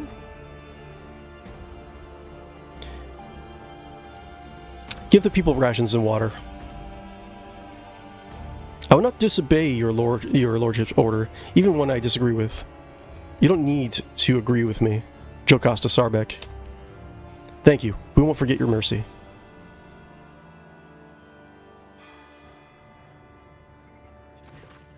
Irish gestures at the disheveled young woman and a short-haired girl in her teens. Okay. Both are dressed in utility coveralls smeared with soot. Lord Captain, let me introduce my sister Nimi and my niece Mia. Ladies, you should thank the Lord Captain for helping you. You should thank the King for helping you. Nimi. Hello, Your Majesty. Thank you for the food and water and for not letting them chop our hands off. That would have left us a little short-handed. Mia snorts and elbows Nimi in the ribs. It's my king. And don't make jokes when you're so terrible at them. Do you want the king to change his mind and send you back? Argenta. Argenta smiles warmly. A feisty one, isn't she? She has the spirit of a true sister of battle. But when I look at her family, I'm glad she has someone to take care of her, and the Emperor did not call her to serve him with weapons and fire as we do. King Uramal, are your serfs literate? I could send them a high informative pamphlet on etiquette. Cassia glances at Nemi and Mia's grubby hands and wrinkles her nose. Then again, they would probably just burn it for warmth. Oh, the surf, so... This one gets no food in the rations. How did they end up in the hands of the enforcers? Yeah, how did they end up in the hands of the enforcers? My status as senior officer exempted me from being arrested, but the same privilege does not extend to them. They were taken along with the rest of the clan. Nemi Montag, they were acting horribly. They were hitting people in the head and the ribs. They did not care if someone fought back or not. Nemesis would never allow that. Mia elbows her again. Shush! If they hear his name, they'll get angry again. Nemesis? Who is that? Nemi lowers her eyes in fear. No one! Just a hero from a tale my grandfather used to tell when I was little. Heinrich, that's enough, Nemi. Heinrich scowls disapprovingly. You're not a child anymore, so stop bothering people with those silly rhymes. Forgive my sister, my king. That was inappropriate. Abelard sighs wearily. Nemesis, your lordship, is a folk vigilante from Voidsman legends. Interesting. Every few years, some hothead declares himself Nemesis.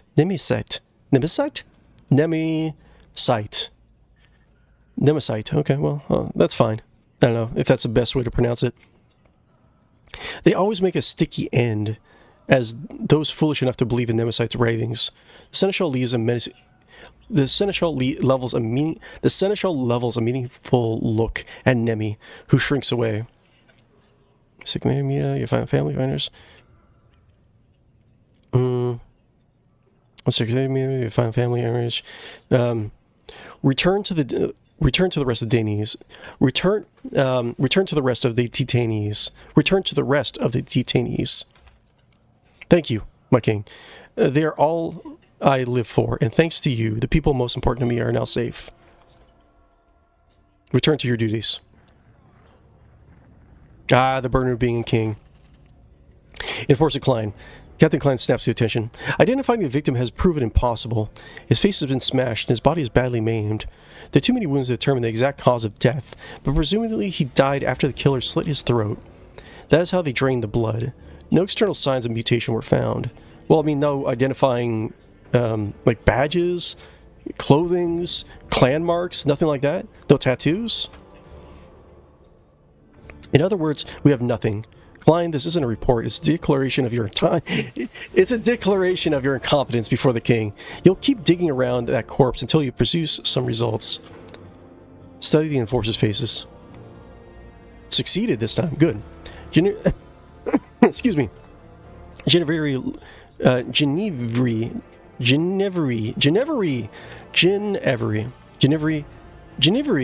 looks at Klein with sympathy. She clearly cares about him, but does not wish to trample on her comrade's honor with words of comfort. Horato regards Klein with a contemptuous smirk, while Klein scowls back at him. No external signs of mutation, you say? What about internal signs? Performing an autopsy was inadvisable due to the danger of contaminating the area with genetic aberration. Excuses. Awareness text succeeded. You see a flash of genuine horror in Klein's eyes before his gaze turns glassy. What aren't you telling me? You've seen that look before in the eyes of other veterans. It's the expression of someone reliving painful memories that have left behind deep scars. So, I mean, people in this setting, like everyone, should probably have shell shock. They cannot hope to overcome such trauma on their own. They will need help, or a partner, or perhaps some strong emotional stimulus. I have a medicated officer performs autopsies in pairs. One glimpse of the body, partner Klein. Coercion, turn away from Klein. It seemed that I had an exaggerated opinion of his arrest. I've heard that Medicaid officers often perform autopsies in pairs. One cuts up the body and the other records the findings. I wish you to get a partner, Klein. According to regulations, one enforcer required for this duty. However, my king's proposal is reasonable. You have someone specific in mind? Ooh, I have a choice here. Who is Horato and who is Genevri? I'm losing track of some of these guys. Let's see here. Genevri. Klein. Oh, I can't go further back. No. Klein. Let's see here. I forget who's which. I don't want... I kind of... She's using her... She's kind of getting lost in her own bloodlust. I don't necessarily trust her. Maybe I should look this up online really quick. Hiroto... Let's... Hold on, let's... give me 1 second. Let's see. We'll do... Rogue, Trader, Wiki... Oh, I just need a reminder of who is who. Wrote... Go?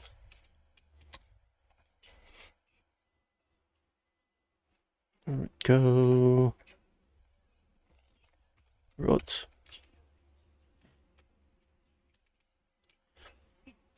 Let's see. Let's see here. Genervi... Oh, it's not really. Genervi. I think Genervi was cool. Genervi. Gets Genervi's grateful look, then watches as she smiles encouragingly at Klein. Come on, Klein. You better teach the Greenhorns how to carve up mutants. I'll grab us a pair of respirators to make sure we don't catch anything. It's 50-50 chance. They make the bad decision. Klein is up to his elbows in blood, his eyes flaring defiantly. I've examined the filth inside and out. Its innards are a genetic nightmare. It's a bag of corruption wrapped in human skin. Extra organs, scales, atrophied ingrown limbs. But that's not what's important. That's not what's important? The body was disfigured posthumously.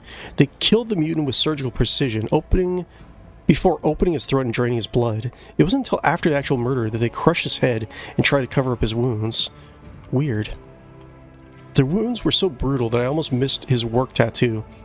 The victim was a pipe warden, and I found this in his throat. Klein presents a blood-stained raven feather. Like, there's so many more, like, stuff that he missed out. What is going on? A raven's feather. It's difficult to say why. It could be meant as a symbolic gesture or perhaps a message. For a person to be corpse mutilated, imperative finding whoever mutilated the body. What is the feather? And what does the feather mean? The killer wanted us to tell us something. It can be difficult to make sense of a murderer's twisted logic. I'm not really happy with her performance. It's either whether pipe wardens have to do anything. Can you tell me about the pipe wardens? The pipe wardens are a worker clan that serves as the ship's sewer systems. The tattoo indicates the worker's status and personnel number. This one was SP-246-01, Senior Pipe Warden. Okay. Well,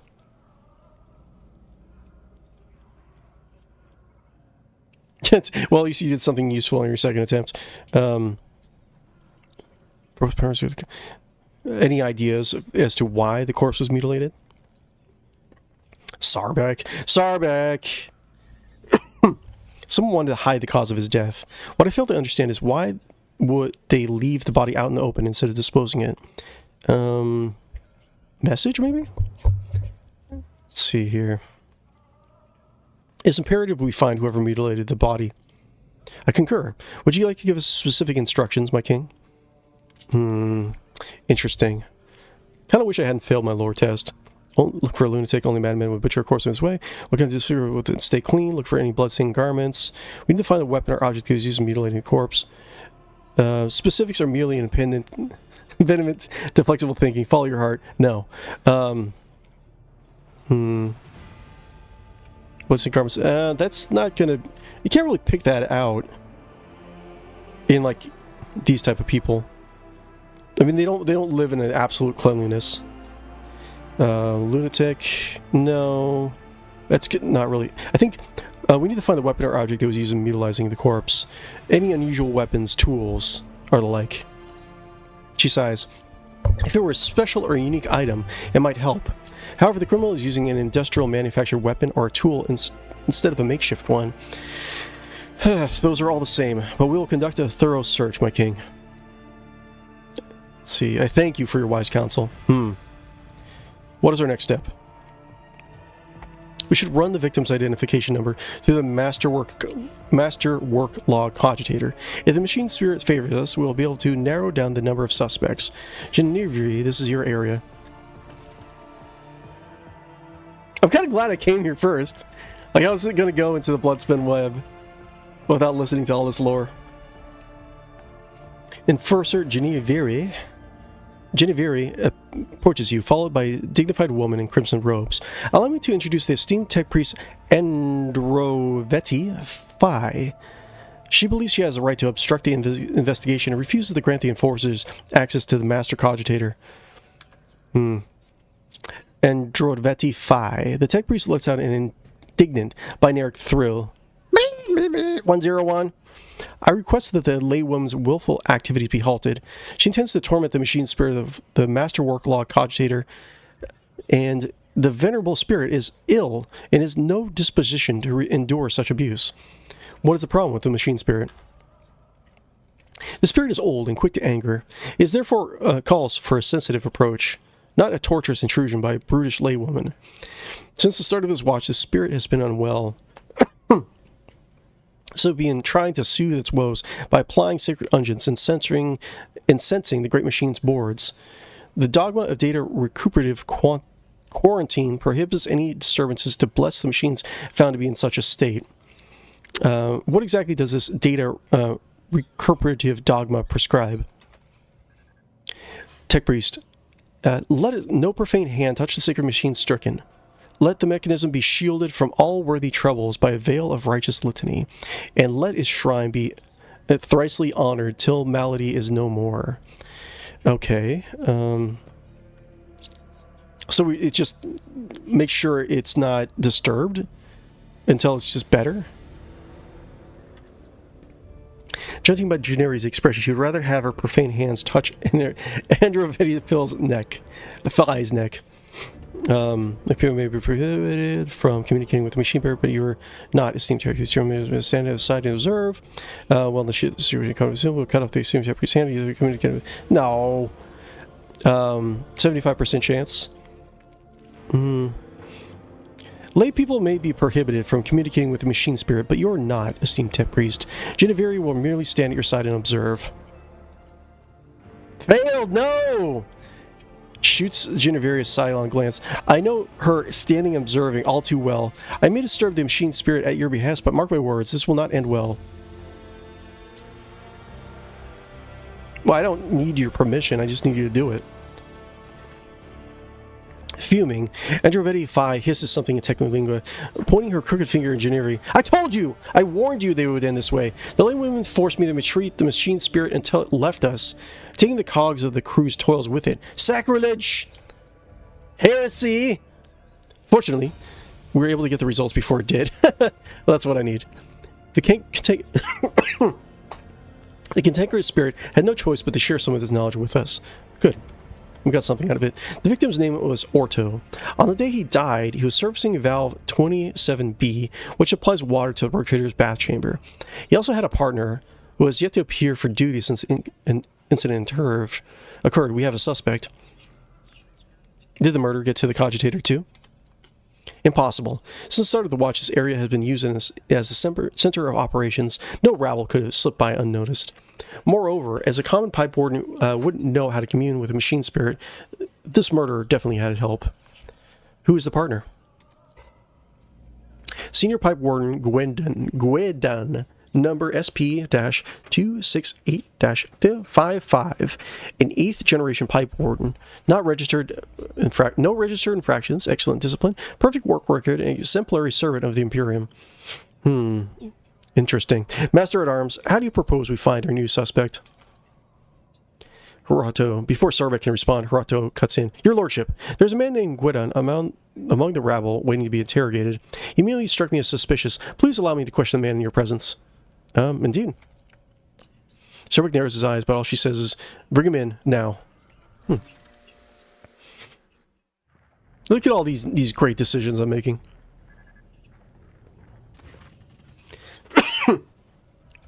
Senior pipe warden Gwendon. Before you stands a gaunt man in work clothes. His face is swollen from bruises, and several of his fingers are broken and sticking out at odd angles. Ew. He stares vacant. How dare you come with? How dare you break your own fingers in my presence? He stares vacantly into the distance with his watery eyes. Hiroto, start talking, you miserable wretch. You tried to kill You tried to kill the king himself, didn't you? Hiroto grabs the worker by the lapels. Gwyn's coat flies open, revealing crude occult symbols painted all over his body. What is this? Heretical brands? Cultist scum! Senior pipe organ Gwyn yells, baring what remains of his teeth. Yes, it was me. I tried to put a curse on the king. I killed my partner in a wicked ritual, rubbed elbows with them demons, consorted with them, all to carry out a dark plot and doom the king for the glory of my almighty master. He blurts into a fit of hysterical, theatrical cackling.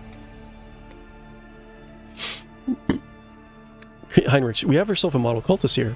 There's a ritual, a curse, and a plot. He even consorted with them demons. How kind of him to confess all of that immediately. Cassia, his words, he's trying to paint them over with a fake garish hues, but his abject terror carries with too much black and gray. What hope does he want to accomplish? So he's lying? He has admitted to everything, the vermin. I've insisted time and again the assassination's attempt was carried out by one of the Votvir's surviving henchmen, and I was right. I guess we weren't so thorough in clearing them as we thought. Hiroto casts a sharp look at Sarbek. Assess the force's reaction to the confession. Background offense, strangely substitute, so you opinion of the heretic. Assess the enforcer's reaction. Hiroto looks proud and self-important. Gineveri is biting her nail, as if hesitant to say anything. This is a little bit more complicated, I guess. Sarbek is observing the worker in silence, apparently sunk deep in thought. Meanwhile, Klein is merely standing still with a distressful grimace on his face. Other than Hiroto, no one here seems to believe you are looking at the real culprit. Okay. All these people seem very incompetent. Seems to claim was too kind of fame. Means we're dealing with demon worshipping here.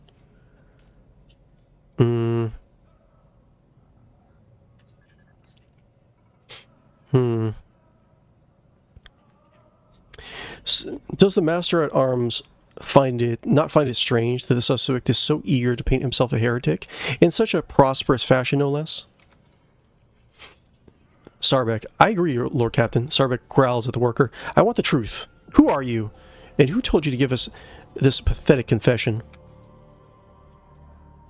Gwyn, the man blanches and starts bawling.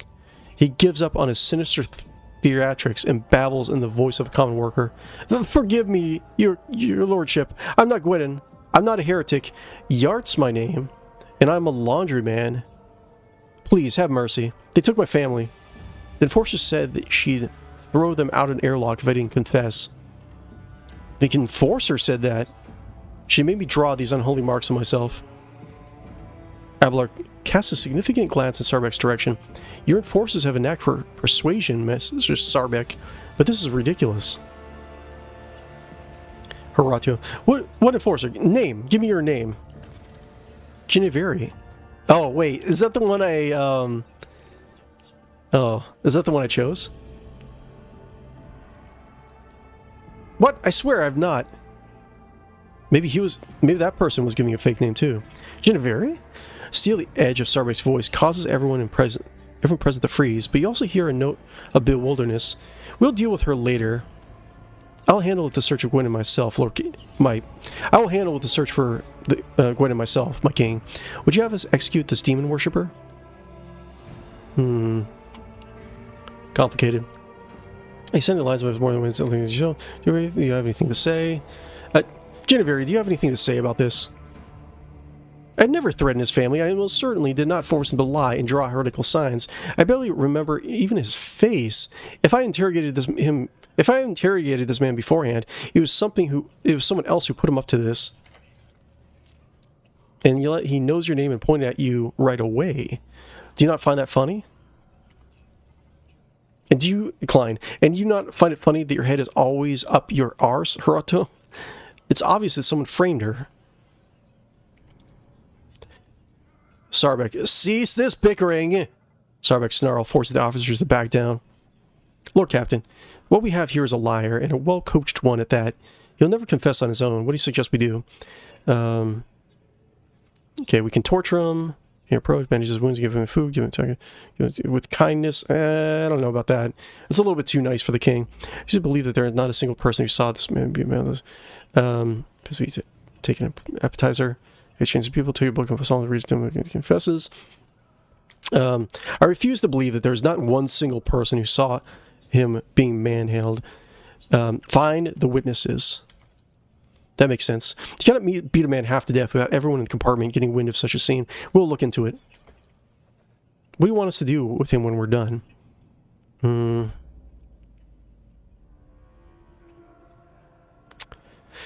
So he's just a laundryman that was pushed into it. Dogmatic hanging the heretic. Cut his rations for a month. Yeah, we cut his rations for a month. Heretical burn him, his family along with the beach. Yeah. I cut his rations for a month.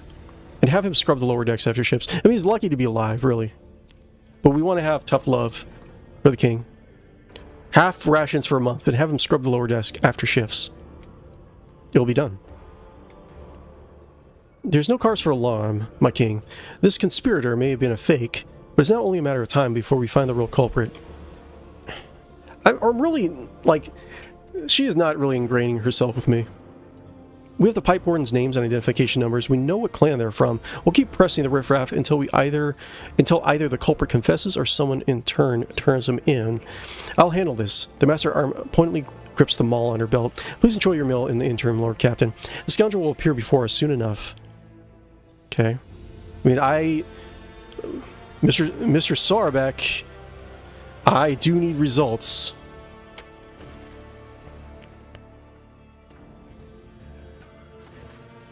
Lord Captain, the real pipe warden Gwynn has been found as being escorted here as we speak.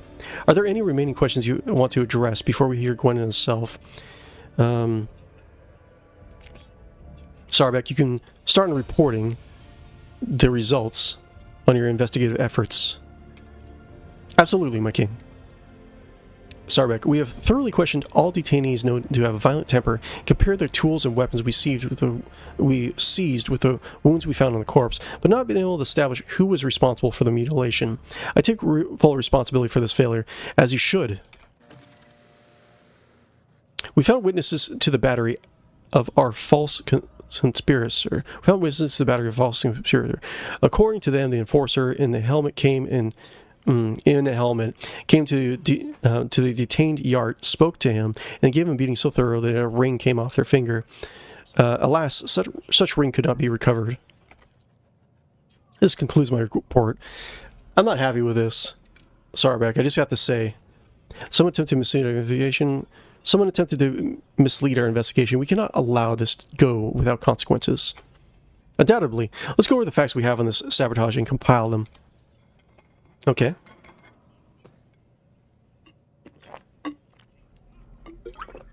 Blessed water from the Emperor. The body of the deceased was mutilated after death. It is likely that the nature of the injuries would have proved... Okay. The body of the deceased was mutilated... The body of the deceased was mutilated after death. It is likely that the nature of the injuries would have proven useful in the investigation, and that perpetrator concealed them for that very reason. Okay. Instead of the murdered man's partner, we're given a fool, one who thoroughly incriminated himself first, before admitting that Captain Geneviri had put him up to it. But it sounds like we know that that wasn't Geneviri. Sarbeck glowers at Geneviri, and she pales with fear. Who is guarding this body? Says Yart claims you coerced him into lying about himself, Geneviri. Suspect Yart claims you've coerced him into lying about himself, Geneviri. What do you have to say about yourself? I've conducted his preliminary interrogation like so many others. Hirato requested my assistance because of my experience in dealing with the rabble, but I swear there's no truth to these accusations against me. Okay. I never threatened his family, and I almost certainly did not force him to lie and draw heretical signs. I barely even remember his face. I may have interrogated him beforehand, but it was someone who put him up to this. So, and it's someone who had access to the enforcers' uniforms also, and equipment. The transcript says you can conducted Yart's interrogation alone. Why is that? Genevieve, because I can handle a single laundryman. Genevieve raises her chin proudly. Who's guarding this body? It was Genevieve. Klein reluctantly nods at his fellow officer. I relieved her when I came to inspect the corpse, which by then had already been cut up. Genevieve nervously adjusts her armor under Sarbek's piercing gaze. The corpse was already looking like that when it came under my purview, but I could not get the name of the officer who discovered it. The deck was such a mess, I decided I would deal with it later. I'm sorry Yart being knocked around by an enforcer wearing a ring. Let me see your hands. Witnesses saw Yart being knocked around by an enforcer wearing a ring. Let me see your hands. The enforcers take off their gloves. Not a single one is wearing a ring. However, you do find a small mark on Horodko's little finger, as if he'd been wearing some kind of band on it for a long time. Horodko. Okay, I gotta remember Horodko. Enforcer Klein. Are you no longer wearing your family ring, Horodko? Klein gives him a bloodthirsty scowl. Not on duty, and most certainly not in compartments full of detained rabble. Horodko's voice is icily calm. Behind the armor of affected affected indifference, his thoughts ooze grimy hues, like blood mixed with umber. It looks vile. Horodko. I gotta remember Horodko.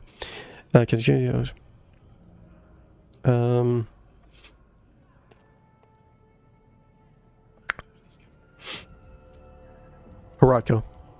This is all you're doing, is it not? The king steeples his fingers and glares icily at Horodko. Sarbek draws her autopus and points at Horodko, who appears entirely unperturbed.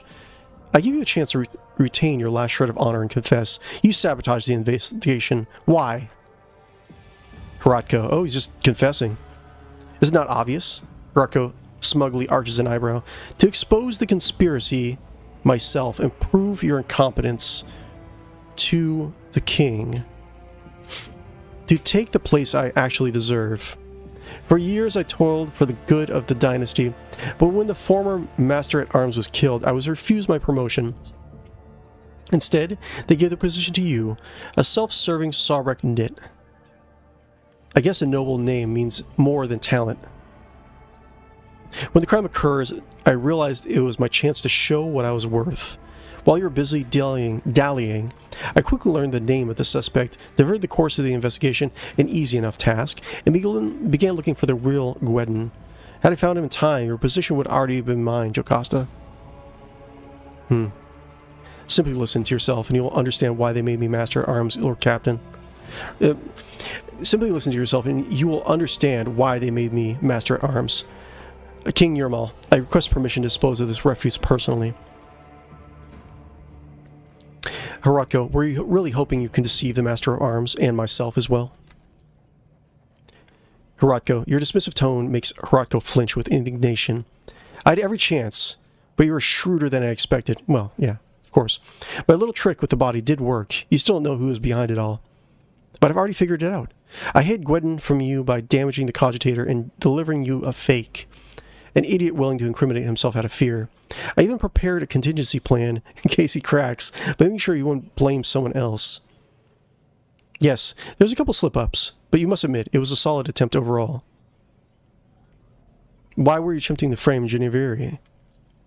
A backup plan. You always need someone to blame if you make a mistake. Okay. Horodko's voice sounds calm, even casual. I could have framed Klein. I mean, he's going to be, so impressed with what he did up until he goes to the guillotine. But that young upstart was already galloping through the ranks too fast and was clearly aiming for my station. Besides, she and her thick-witted subordinates were always right where I wanted them to be. You do not seem to fear punishment. With all due respect, King Yermal, I am an enforcer, and I have looked death in the eye, and I'll accept your judgment with dignity. There's no bravado in Horodko's words, just a dry statement of fact. Let's see. No, I'm not going to let him go. The money becomes an issue. Shrine with spend the rest of the independence and servitude. No. Rather, for your crimes with sabotage, with continued death, matter carrying out the sentence, you're a liar, background to command you for your intelligence.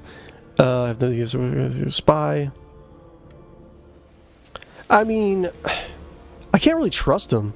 I mean, I do need more spies. I need to rebuild my spy network, but Horadko, for your crimes of sabotage, slander, and heresy, I condemn you to death. Master at Arms.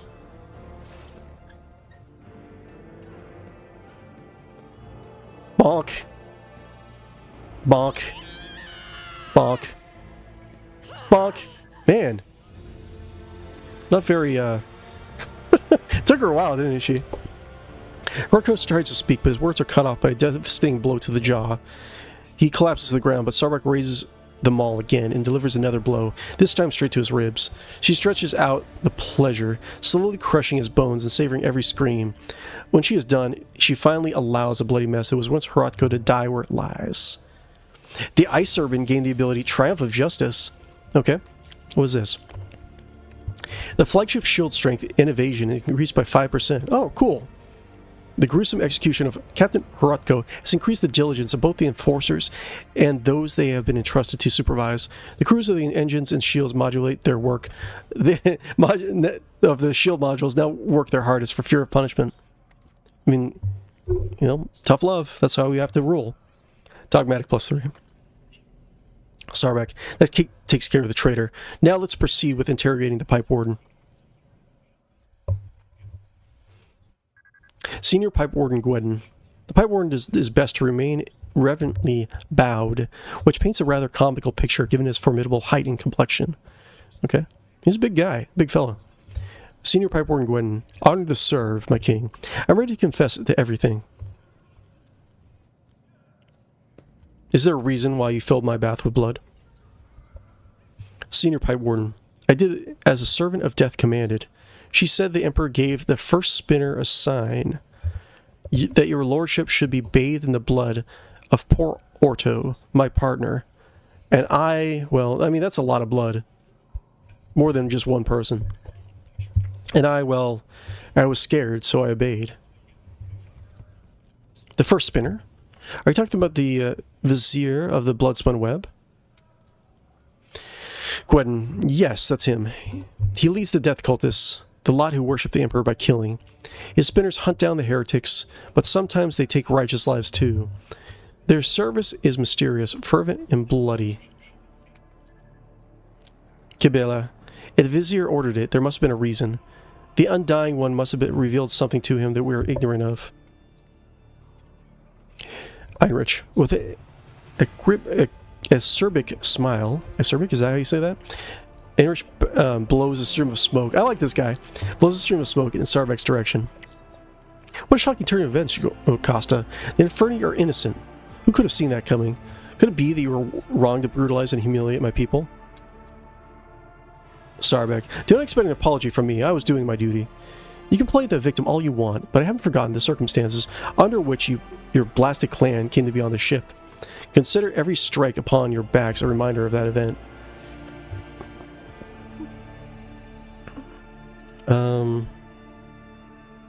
I kind of do. Is this appropriate time to ask him what she means by that? What does the Master at Arms mean? This is a story of days long past. One that Mr. Sarbeck greatly enjoys reminiscing about as she were there herself. My ancestors committed a trespass against your ancestors, and were made Inferni as punishment. I'll be sure to tell you this tale some other time. I think he might have actually told it. I'm not entirely sure. I must concede as much, Lord Captain. The story can wait. We should first find out why the Bloodspun Web thought to bathe you in repugnant blood. And you killed your mutant partner? I didn't kill him. I didn't know he was a mutant. Orto and I always got along, even if he wasn't much for talking. But then, a servant of death came from the darkness, ending him quickly but harshly. She bled him dry and put a black feather in his throat. She told me to pump blood into the pipes, and then she left. I wanted to confess, but I was afraid she'd come for me too if I did. I think I can't summon the Vizier. Summon the Vizier of the Bloodspun Web. I want to hear his explanation. As you will, Lord Captain. I don't have to go to the shrine now? See, Gwyn, your lordship, if I may, what happens to me now? I never meant to anger you. I thought I was doing the emperor as the emperor willed it, but here we are. I'm a simple man. I know my pipes. I know them a lot better than all this people business. My eyes aren't what they used to be, but I can still smell rust in the middle, though not so much in people's thoughts. I mean, he did do his job. I mean, there's been weirder stuff that's been thought of as a ritual for in the name of the emperor, right? Let's see. I did. I'm trying to find out when I have to end the stream. So 11:30, 12:30, 1:30. So at least another half an hour. Not punish you. I don't know. Like, I have to make a decision though. I have to make it confidently. Just wait till somebody walk over. Hang the scum? No, I'm not gonna hang him. I don't know. Like, he thought he was doing like a blessing, right?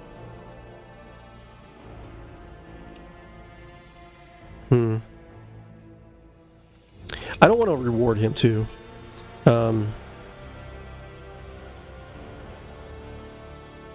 I think I have to give him tough love. Give him lashes. Hopefully he'll think more carefully about whose orders to follow next time. It will be done, Lord Captain. I also order to have his fellow pipe wardens thoroughly examined for rust in their brains. Gwyn hangs his head. My mom always said I'd die an idiot. I didn't say I was going to kill you. But you have to get punished. It is what it is. Vizier of the Bloodspun Web. Okay, so is this the first spinner? It treads lightly and silently as his old gaunt body has no weight at all. He whispers weakly, Daman King, you willed to see me, so I have come. The king nods respectfully. I have summoned you to discuss the actions of your apprentices. Vizier responds in an equally respectable manner. Let their deeds be weighed. Sarbek, investigation has established the Bloodspun Web orchestrated the attack on his lordship by means of pouring unholy blood into his bath. This affront. Vizier of the Bloodspun Web, this old man's murmur drowns out Sarbek's relentless voice. Daman King knows the truth. So it was done, for so did I will. It was no affront, but a prophecy.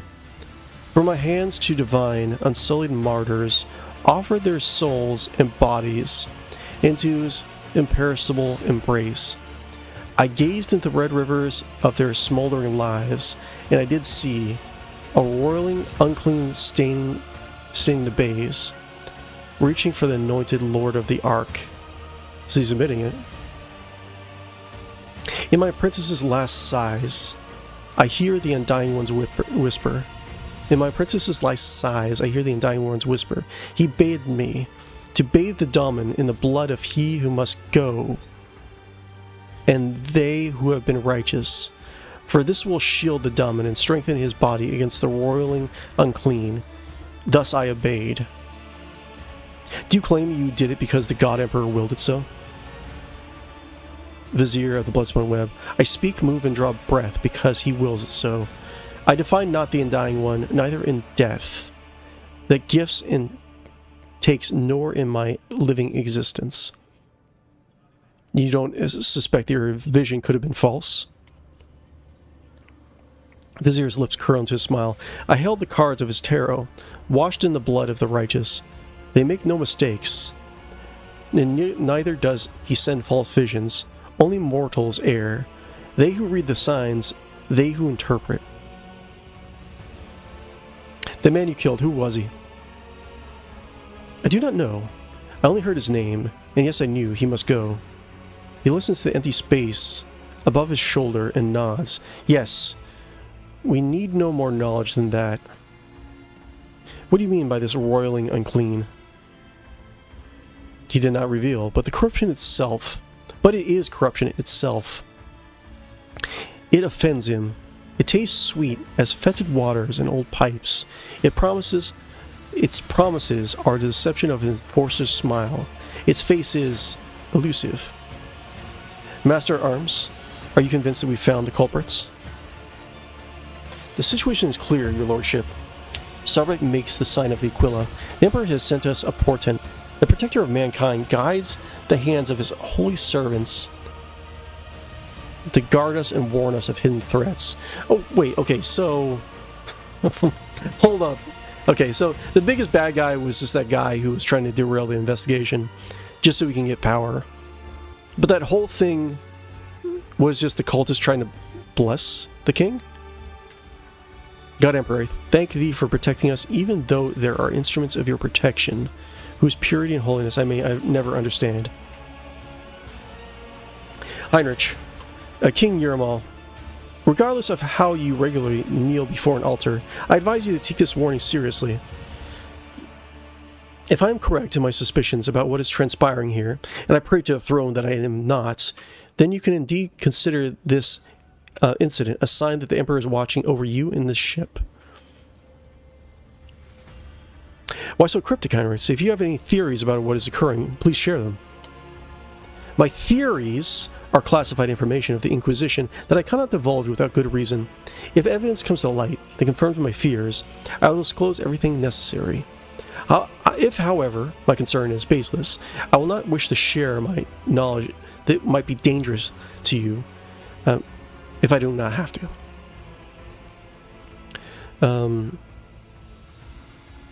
Could it be coincidence that the victim of this ritual was a genetic aberration? The officers around you keep a respectful silence, but you can tell from their faint smiles that they find the very idea of doubting the Emperor's providence absurd. Do you think your tales was from punishment? I will not have murderers and bloody rituals can be set. That's for the cultist banned from the okay, so let's take a couple steps back here. I mean, we have to do some bad things and authorize certain bad things. You know, they could have just said that this ritual was... So I would have undergone the ritual if they just asked me. No, it's real. The court of Buffalo Web will face no persecution. Eating some space pizza. What do we have here? Can I zoom in? Ooh, I can. We got... What do we got? We got Spam. We got meatballs. We got chicken. We got potatoes. Space potatoes. Ooh, look at all the cheeses. Got some charcuterie. Ooh. We got little cakes. Oh, little pumpkins. Oh, my lord. I'm eating well.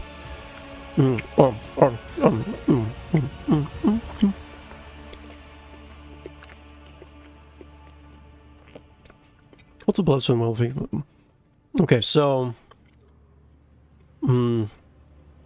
it's just a blessing from the cults. And... yeah, the bad guy was just the officer, really.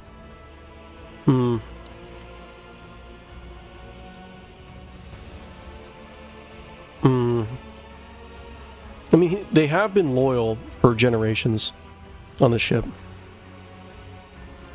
I mean, I guess I can't really persecute them.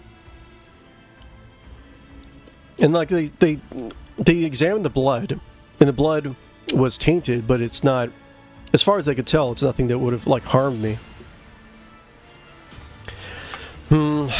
The cult of the Bloodspun Web will face no persecution for their deed. Vizier of the Bloodspun Web. The Vizier freezes, listening to the silence, then nods to nothing. Yes, I will tell him. He turns his sewn-shut eyes to you once more. We are seeds in your hands, Giver of Life. Whether you keep us or scatter us, we will remain grateful. Sarbek, be that as it may, we have hit a dead end. We hope to expose the culprits would lead to the aberration's lair. Oh yeah, there's that.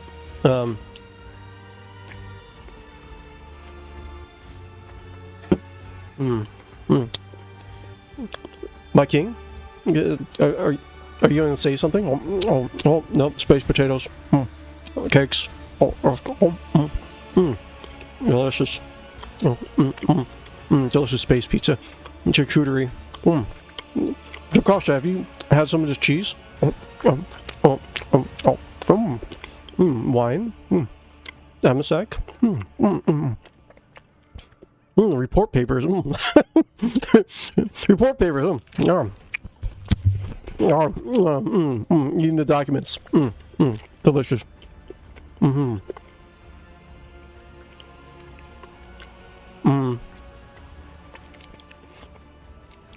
Maybe overstepping this. Oh, it was the scale of production. No. I still want to continue investigating. Let the Bloodspin Web find the mutants breeding on the ship. They already found one of them. The Bloodspin Web must continue the hunting of these mutants. Vizier. But no spinner or brave warrior from the Doman's circle can find the roots of the unclean. For it can appear as human and act as human. Only its thoughts betray its vile nature. Only its thoughts are never human. Sarbek. Wise. Anxious silence follows the moment Sarbek says this word. She narrows her eyes. Is it unclean thoughts we need to find? Very well. Let Wise find them. He knows now how, no matter how badly he wishes, the rest of us He knows how, no matter how badly he wishes, that the rest of us forgot about it. The Vizier. Vinny Zachary is a fearsome hunter. When he hunts the flagship whales, when he thinks my teeth creak, I can feel pain as if I am young again. But his power is great indeed. He can hunt down our prey. How can the choir master actually... Oh, okay. Is the master wise? How can the choir master of the astropath be of use to us? The esteemed Zachary Wise can perform the ritual of thought reading. This practice leads him to do cursory examinations of the minds of thousands of people in search of certain individuals. A ritual is as rare as it is dangerous, and only someone as versed as Master Wise can accomplish such a feat. Has Wise done something like this before? Once. Lady Theodora made use of his servants to expose spies on board, who apparently had been in the employ of Lord Inquisitor Calcazar.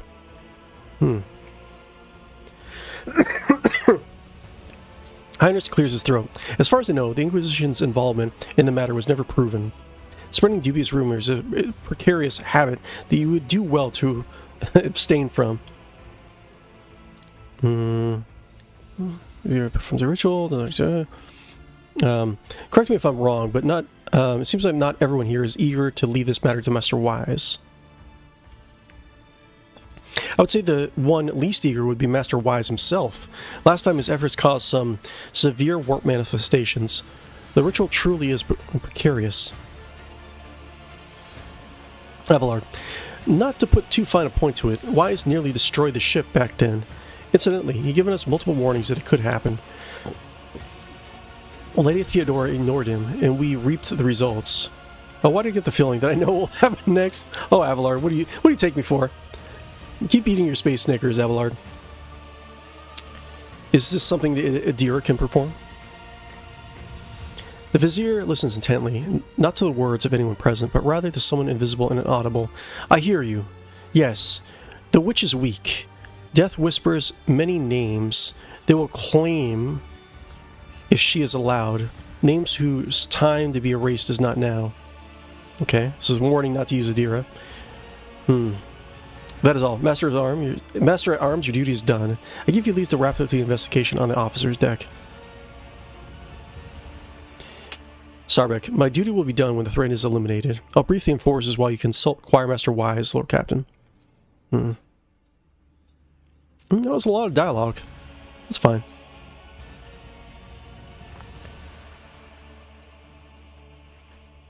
I do like playing this game. Not really sure what I'm going to be playing next week. I feel like I should mix it up a little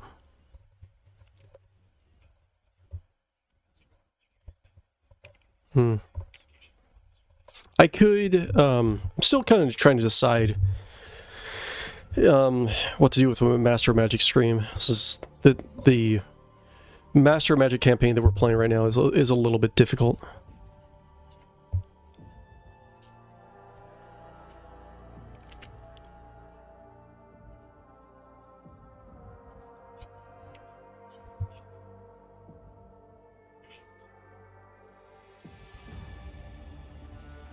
Okay.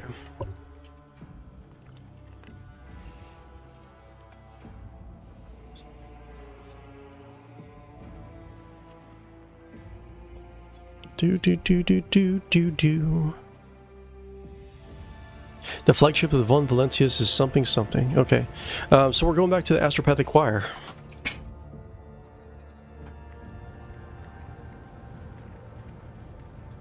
Let's see. Let's go back.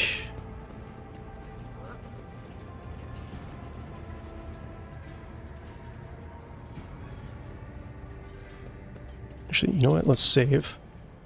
Save. Me. Hey, if you guys are actually have played Warhammer 40,000 Rogue Trader, you happen to know if any good mods to recommend, just for content-wise, please let me know. I'm kind of curious to see what the mod community has to offer. Okay, Voidship Shrine, Astropathic Chapel. Let's go talk to him. Yes. I should probably level up Argenta also.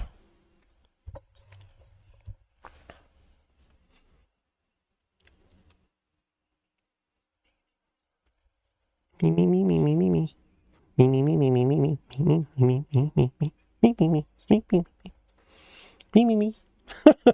Sorry. No, I'm not sorry. What am I talking about? I'm king. I'm never sorry about anything. Okay, let's level up Argenta. She should be like right here. And I was playing around with Master Technician. I might re-spec her. Oh wait, what is this? Grants 1 additional AP at 20th character level. Okay, whatever. Ballistic skill. Oh yeah, I should probably have that a little bit more. Ballistic skill. Weapon skill, agility. I think she is my demolitionist expert, right? Willpower, perception, fellowship. Yeah, against all odds. I didn't bookmark anything, did I? Oh, I bookmarked some things. No heresy. Imperial War characters gain bonuses against Xenos and Chaos. Shield of Faith. Devotee gains plus 16% armor against attacks of demons and warp damage. Devotee's resolve is also permanently increased by 2. Melee flame melt attacks against demons and psychers deal an additional plus 8 damage and gain plus 24 armor penetration. I do want to try out increasing her flamer skills, flamethrower stuff. Attacks against Xenos. Let's see. Base skill, tech use, bolt weapon expert. Bolter weapons gain plus 10 armor penetration. Chain weapon expert. What about flamer expert? Do I not have that? Is that not a thing? Combat master, dual weapon combats, dueling mastery, flame weapon expert. Here we go. Flame weapon attacks cost -1 AP use. Oh, yeah, definitely. Try that. Cool. And she still has flamer on her, right? Yes, awesome. Hand flamer. Do I have a better flamer? I don't think so. Hand flamer, meso power, hand flamer. I don't have any other flame weapons. Save. So it doesn't sound like it's a good idea to have the lead of the Astropathic Choir find this cult. Let's talk to him, see what his experience is on this. The Choirmaster Wise turns towards you long before you reach him. Willpower failed. The strange sensation passes as suddenly as it arises. The Choirmaster shakes his head. I know why you're here, your lordship, and with due respect, I am asking you to reconsider. So you would rather not take part in the search for mutineers? It is my wish to be useful to you, your lordship, but what you have come for will put the ship in peril, and it did before. A ritual of this kind can, and most certainly will, go the worst way possible. Your predecessor came to me with the same orders once. Nothing good came of it. Please believe me, Lord Captain, when I say a mountain of corpses will be the least of the problems we face this time. So you say you've performed the ritual before, Theodora? Yes, many years ago. It was a time when Lady Theodora had become anxious. Perhaps the Lord Inquisitor's interest in her affairs adversely affected her, and shall we say, trust in her own subjects. She was expecting a betrayal, and eventually her paranoia brought her to me. I performed the ritual, but the choir ceased to exist, so we destroyed their entire Estropathic choir. Abelard, I remember that day, Lord Captain. When we arrived at the chapel, there was blood and human remains everywhere. But it was the least of the terrifying things that we saw there.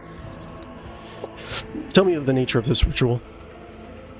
It takes an entire choir's power to invade such a prodigious number of minds at once. I weave together voices into a chord and steer it into the murky sea of other people's souls. Together we read tens of thousands of thoughts, emotions, and intents, looking for the thing we are after, the seed of corruption you are interested in. And you are worried about this ritual? My king, do you not know the proverb about staring too long into the abyss? What you are asking for is tantamount to plunging an entire choir into the abyss. A ritual like that will require incredible focus from each of its participants. It will take a single careless thought, a single glance in the wrong direction, for the way back to be lost.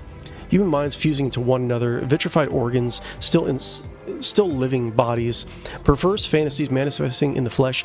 Nothing will stop the horrors of the war from spreading all over the ship in a blink of an eye. It doesn't sound like it's worth it.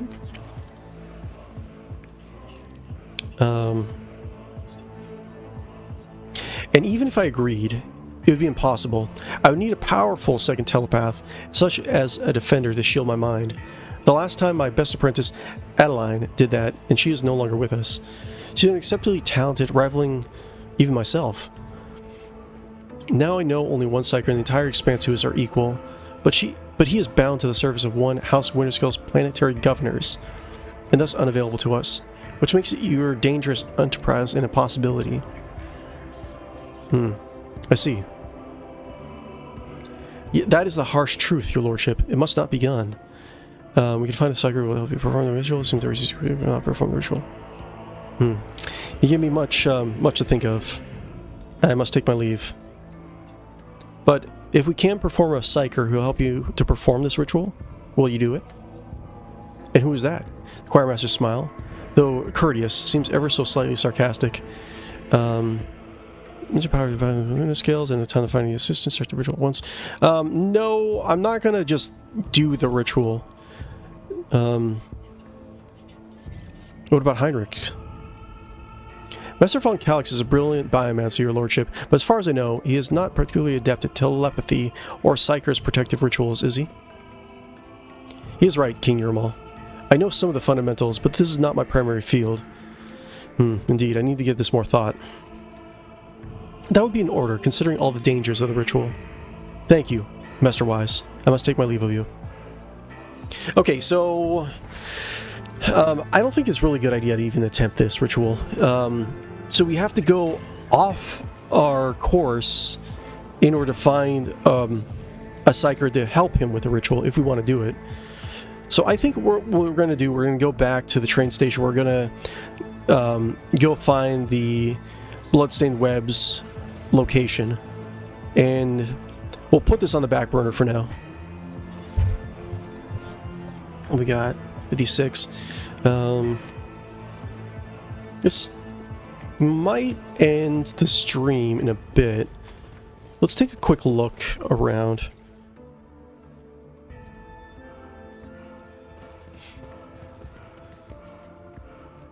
Okay, let's go freight line. And yes.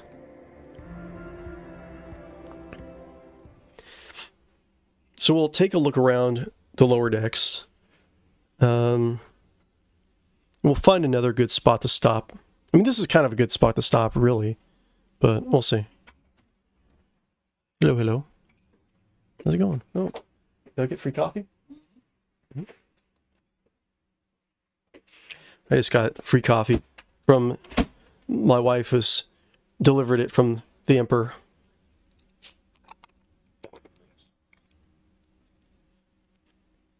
Ah, delicious calf. 40k coffee, I mean, I can't imagine it being that great. I mean, the only thing you really have to do is like, there's probably It's probably like not even whole beans. You probably just have like packs of, freeze dried, caffeinated mulch, and herbs.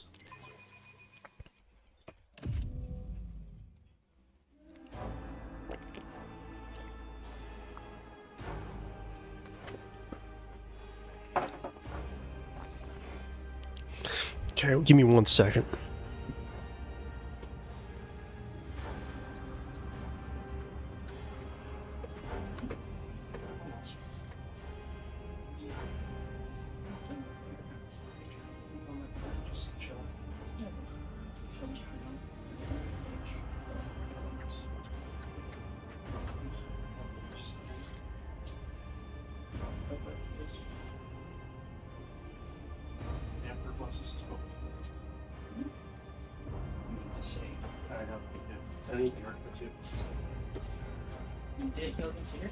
No, I didn't.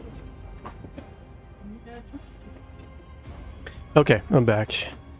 So let's see. We'll take a look around the underdecks, and then we'll find a spot to kind of wrap things up. Okay. Wait. Cool. Secretary Servitor. Wait, is this the place where we needed to go? It is, isn't it? Yeah. Okay. Cool. I haven't been paying attention. Secretary Servitor. Okay, what? The servo overseer makes a note of everyone who passes the station every time. Beep beep boop boop. Know your duty. I kind of would like to just have a day of just streaming stuff like this. That'd be wonderful. I would love it so much. Let's take a look around. Anything more than the baton and whip is too good for you, void dogs. Okay? The baton and the whip, sir! Look at all my crew that's not going to help us. The boogie doors lead to the forces' living quarters and the hub's provision depots. Cool. Oh, my beautiful people. They're so handsome. This is the last of the Cub's vials for the work cycle. Do you have any idea how much it costs? Okay. There. 57 ration cards is all I've got, I swear. I'll spit the rest on rot gut again, I'm guessing. I'm not doing you any more favors. Give it the drink or get used to life in the pestilence pit. Ew. That does not sound fun.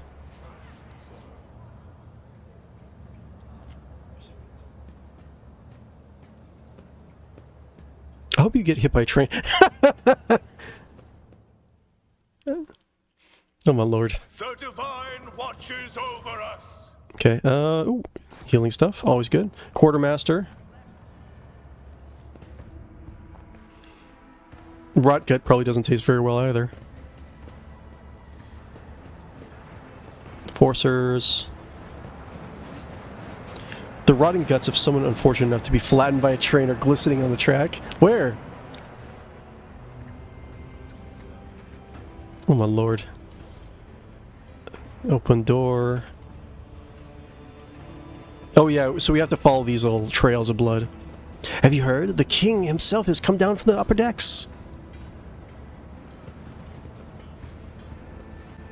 The longer you stare at the mark, the quieter the sounds of the station become. The shadows grow longer and seem to stretch in the direction. Okay, so the cult is not necessarily corrupt, but there does seem to be. I mean, Kibala is psychic. We know that. I'm not sure if I actually recorded that conversation, but she's like at least a psyker of small power. So that might be the case in some of the other members of this cult. Look at me, boss, got all my thumbs intact. Lower it to his lordship. Anything else in here? Kind of feels weird looting my own ship. Look at this beautiful place.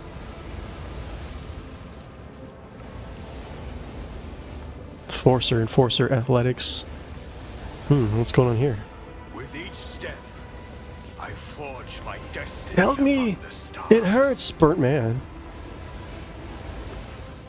Birdman, mercy! Please save me! The young man gasped for air through his burnt lips, slipping in and out of delirium.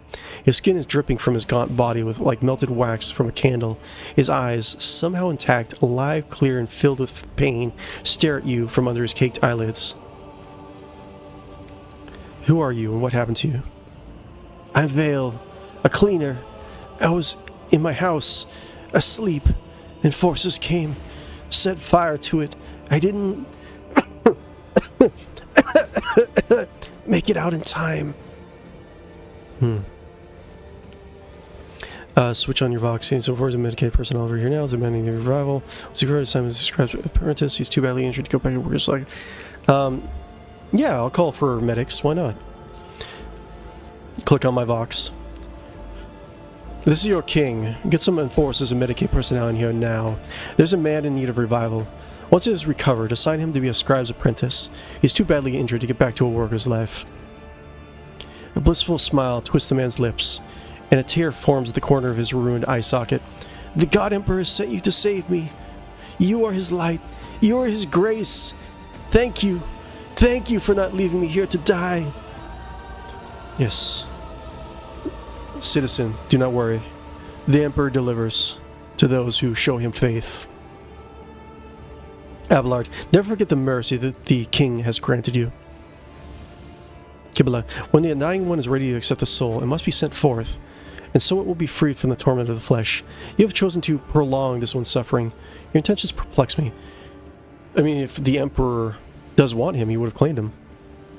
Do you know anything about that mark next to you?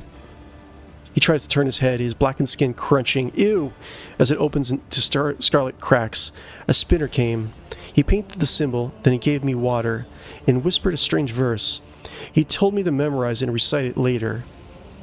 Interesting. So that help would come. And here you are, then I should... He begins to whisper, his lips twisted in pain. The too soot-smirched soul, her mercy she did grant. Last breath expressed, knife met heart, removed from chest, passed on to death. Her duty blessed, a balm for those who suffer, anguish and distress, a longing brought to rest, immortal bonds the soul divest. Help is on the way, just hold out a little longer, citizen. Of course, thank you. Okay, it's good it's recording some of this stuff.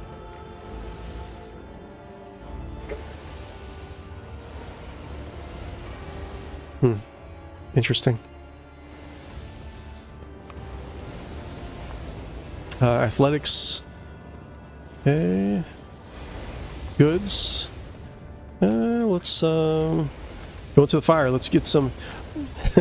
let's get some weird stuff. Can I go up? We are bound by the blood of martyrs. Look at these guys. They're just doing their job. Keep up the good work.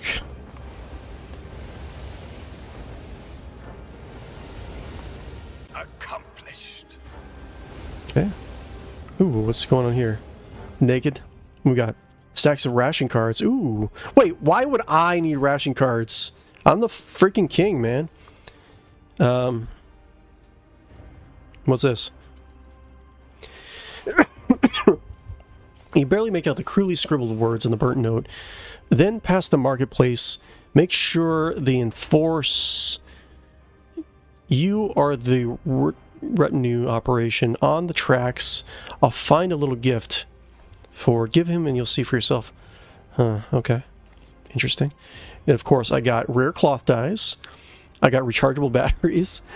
Low capacity fuel tank. Oh, and set of icons. Okay, cool. I rise above hardships. Alrighty, Roo. Let the faith guide my path to glory. Okay. Should I go up or should I go down? Oh, look at all these people. Look at all my unwashed masses. What up, my unwashed masses? What's going on?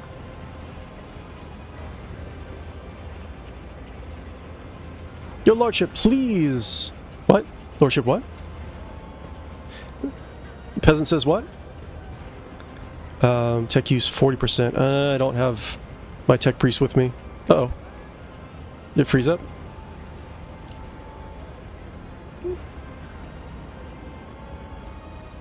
Repair the control panel. Nope, we're supposed to go this way anyways. Okay. That's the rogue trader! That's the king! What up, my stinkies? Rightfully ours. Commerce 85. It's over here. The duty prevails. Judging by the merchant's round, well-fed face, the rusty junk laid out on the counter is more than a smoke screen. It was merely a smoke screen for the more valuable and more likely illegal goods that are now hidden from idle glances. No beautiful ship. Okay. Arrows, we'll follow that. Yeah, we should probably pay attention to these markings. Oof. Wow. This is really well lived. You know, I can almost smell it. Oh, what's this? Dead man. Save just in case.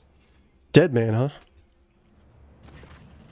A sinewy, middle-aged man watches the bustle of the bay with a detached expression.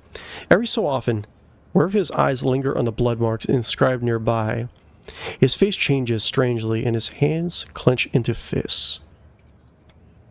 Just as you begin to hear the rumble of an approaching train, the man's gaze turns towards the tracks. He leans forward. Do not even think of marring the underside of my train with your entrails. What? I didn't... The man starts and almost falls, but manages to keep his balance. In the dim, lumen light, you notice old scars scattered across his body. The scars seem vaguely familiar. Look at the man's scars.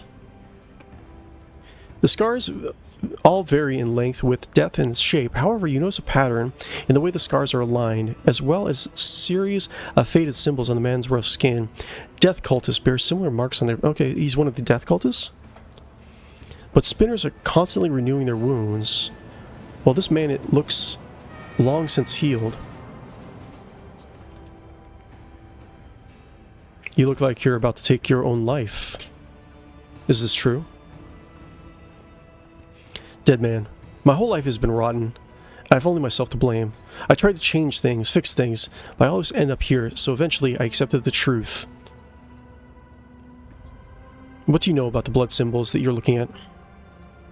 It's a symbol of the blood-spun web. I come here every watch, but it hasn't been here before now. I guess today must be a special day. He smiles strangely.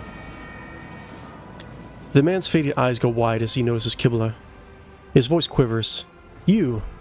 Have you come to take me to the other side? Kibla briefly studies the man's face, then turns away. I do not know you. Death gaze is not upon you. Dead man. The man lets out a dull groan and turns to look at the symbol again. But then, why is this here? Are you a spinner? I was, but I failed to complete my final assignment, so I was exiled from the cult.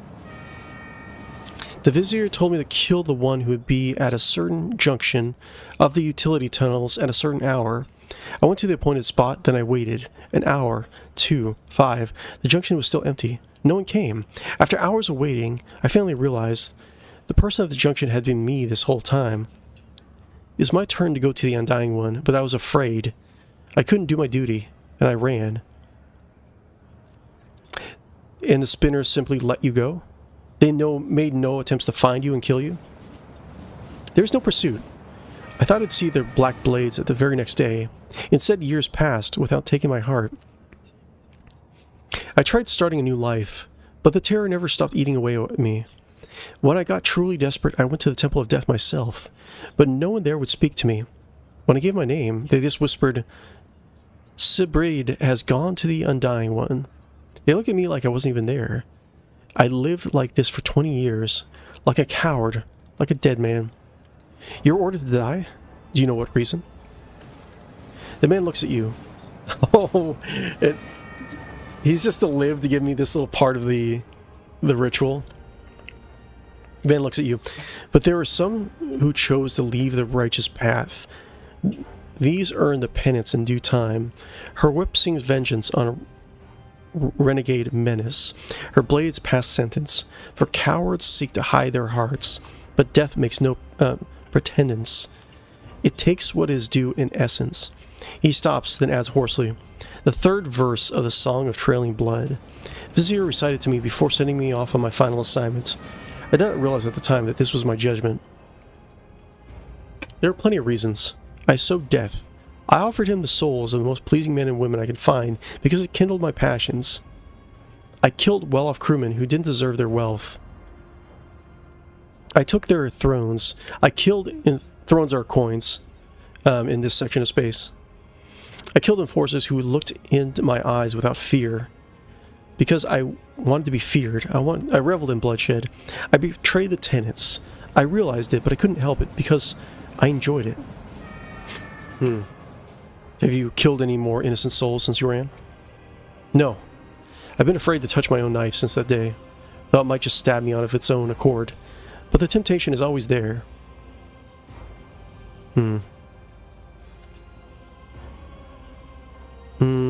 So 20 years he's been doing this? Very interesting concept. He was told the part that we needed. He was told a part of our ritual. So maybe the Vizier knew he would just be too cowardly to take his own life, and he just would be here for us?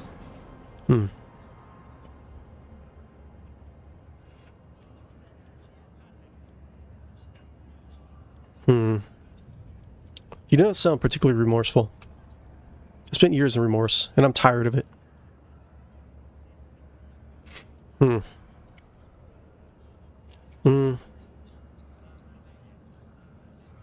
It seems like his fate is his own. Or this is the path that he's been trotting. It's not my place, I fear, in order to alleviate you from this destiny. You must decide your own fate. No! What about the symbol, the portent? You were supposed to... The man's tired eyes fill with horror that quickly turns into hysteria. His knees buckle and he staggers heavily before falling onto the tracks with a pitiful cry. No! Help!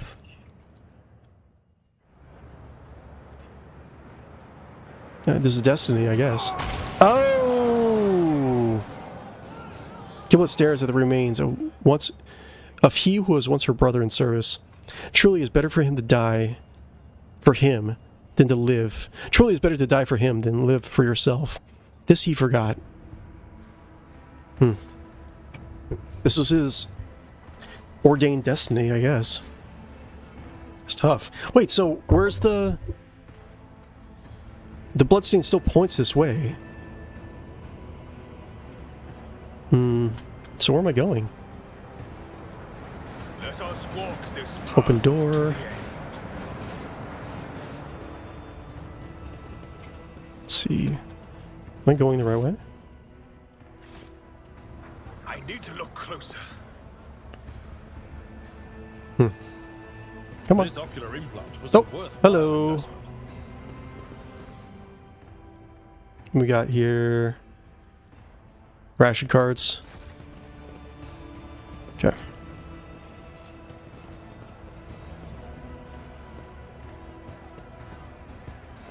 That's the king! Man, it's getting really gross down here.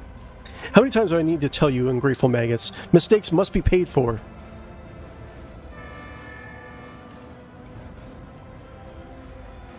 Have mercy! In the throne's name, I beg you! 12, huh? The battered worker throws himself at your feet and touches the toe of your boot with his dirty palms. Your gracious lordship, hand of the God Emperor, save your unworthy servant! Irritated enforcer, get lost! The enforcer's heavy baton pummels the man's back and shoulders several times. His bones crack audibly. My serious apologies, my king. Your boot. I'll clean it right away. A murmur of discontent breaks out among the gawkers who have gathered around. None of the other workers dare come closer, but the anger on their faces is plain to see. Doing his job, kick the worker out of my way, busted filth. I mean, I've come here to gain knowledge about my lands. Stop. I intend to hear this man out. 12. Your lordship, I work hard, never even take breaks to rest, and all I earn is 7 ration cards with 15 mouths to feed back home. The enforcers shake me down every shift, just like they do every other honest worker who... Irritated enforcer. Enough whining! You and your pals lifted a box of Nutri-Bars a few watches ago, and your 2 canisters of water before that. I didn't beat the life out of you because I took pity on you, and this is the thanks I get. You quarantined the hub for 20 watches and refused to give out rations if we didn't have enough cards. Cards we had no way of earning. And today you earn 15 cards in a single shift because you do the work of 3 people. Or did your pals take you to a dark corner somewhere, do them in and take their share? 12. I didn't do them in. It was an accident. Oh. The worker stops himself, cowers and whimpers. They got their heads bashed in by crates. Dead don't need rations. I mean, so we should say. I mean, we got to remember, tough love. That's how we're going to roleplay this guy. We don't understand the first appropriate earnings for workers after his shifts. Raise their hand. The Imperium is kind of enemies. Coming. Who's to blame for your hungry days? They are, but we, the Emperor's faithful servants, is proudly and solemnly your God. I have achieved glory. If I complained about every hardship on the path, no. Strike the enforcer, can just discharge thief. I think oh, there's a lot of stuff here. Jesus. Just the worker, every time we find according to thieves. Add a note of says you definitely your voice. Society you see is much more like a boot. Its taupe. What is this? Society you see is much like a boot. Its taupe proudly directs the foot of the Imperium forward, and yet it needs a soul to stand on. You're a soul, good people. That you light down here choking on the dirt without seeing a silver light is not the result of someone's will, but rather is the logical order of the world. That's an interesting way of saying it. Am I understand that the enforcers are appropriating earnings for the workers after their shifts? Irritated enforcer. We appropriate nothing. We just monitor and redistribute. The enforcer mutters gloomily. The rebels are lying. The rebels are lying and thieving lot. We have instructions to stay alert from people holding more than a standard amount of ration cards to prevent supply embezzlement and famine. I guess that, I mean, in a horrible way, that kind of does make sense. 12. They do take our cards, your lordship, and then they go fat on using them for themselves. The worker's eyes squeeze shut tightly as he whispers his accusations. He seems unable to believe his stroke of luck.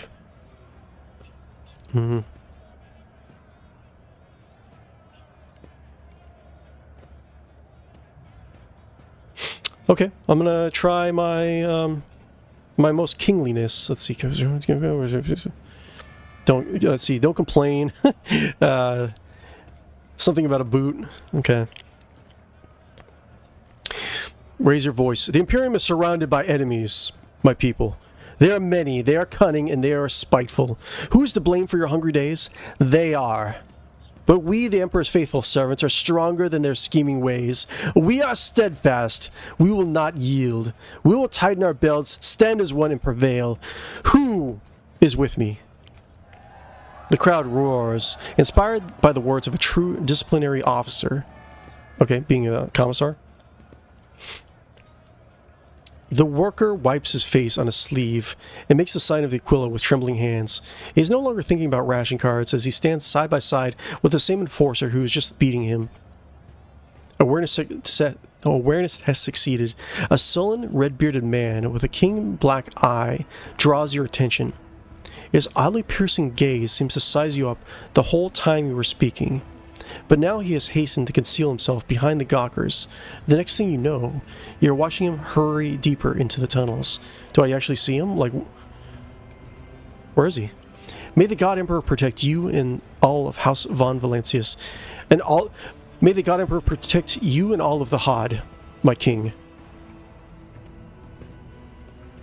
Ah, okay. Let's follow that guy. Follow that man.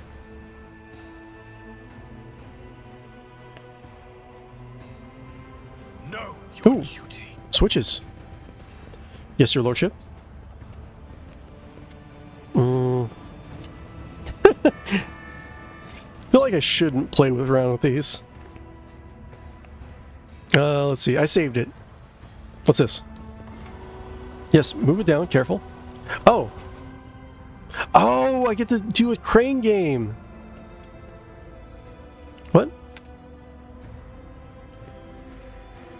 Huh? What? What?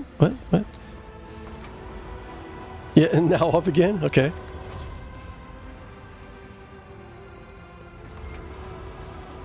Claw ready to move.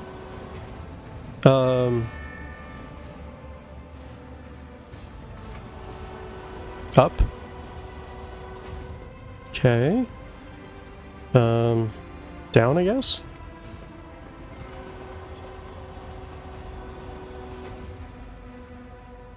Okay. Can I pull it up? Oh. With Okay, that each was fun. step, I forge my destiny among the stars. Ooh, look at all this stuff. Glory to his lordship. Huzzah! I have proven Let's see. Probably another 7 minutes. I mean, I would like to play this all day if I really could, but I can't. Interesting. Ooh, what's this? Ooh. Oh. Okay, the guy came down here, right?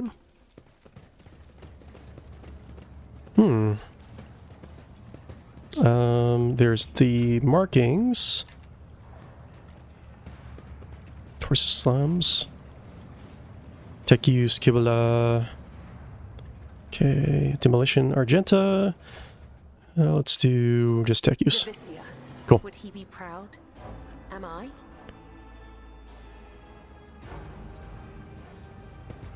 What's going on here?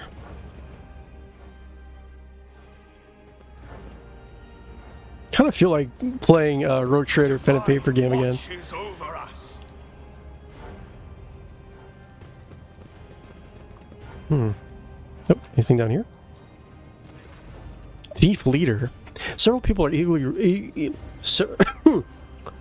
eagerly rummaging through his rack filled with weapons from the Enforcer's arsenal. Uh-oh. A big man with pockmarked face is the first to react to your presence. He attracts the other's attention with a piercing whistle and barks out, "Who are you? There's not supposed to be anyone here. It doesn't matter. Identify yourself." Take a closer look at these suspicious individuals. Makeshift armor peeks out from beneath their ragged clothes, and their battered weapons display a patchwork of crude repairs. The group stares longingly at the rack, where good plasteel gleams, restlessly clutching their humble weapons. You notice that a little finger on every person's right hand has been cut off. It's hardly a coincidence. Okay. Underdeck gang. I am King Yoma Valentius Hodd, and you will explain what is going on here. The people turn to stare at you in disbelief, exchange heated whispers.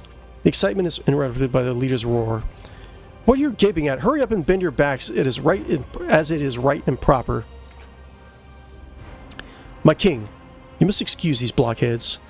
I was taken aback myself. It's not every day you see the king himself in the flesh. And as for this, the man casts a grim glance at the rack. I won't insult you by denying it. You've caught us red-handed. Okay, he's honest thief. Who are you? The Hard Nines, a gang. I mean a brotherhood from the Transport Bay 9. Don't think we're parasites. We do our bit for the prosperity of the ship. We're sort of assistants to the enforcers. Self-appointed. Interesting. We make sure that order is maintained in the compartments where the enforcers are too lazy or greedy for bribes. We put a stop to robbery and free thinking, and well, we accept a small contribution as a show of thanks. You obviously did not expect anyone to be in here. Are the enforcers providing cover for you? I wish. Frenzo, the newly appointed captain, had our informant strung up. Okay. He's tightening the screws, damn it. We can barely breathe. Today's the last time we'll come to pick over this compartment. And you're going to use this for the benefit of my ship? You're not going to rebel? To do business is what we're going to use these for. The gang leader smiles. Integrating. We're no rebels. If anyone blasphemes against your kingship, we will call the troublemakers to order. And then we shed blood for the flagship without fear. I suppose it makes us defenders of the ship? Doug raises his eyebrows questioning and looks at you expectantly. You're missing fingers. Is it a sign of your clanship? Here's our gang's initiation rite, a fine tradition. By voluntarily removing a finger, the newcomer shows their determination and willingness to join us forever. It's also a badge of honor. I mean, like, he should be punished, but the ways of the underdecks, like, we already have a lot of corruption from the enforcers themselves, right? And I wouldn't be surprised if there was a lot of lawless areas. So having them around might be a good thing.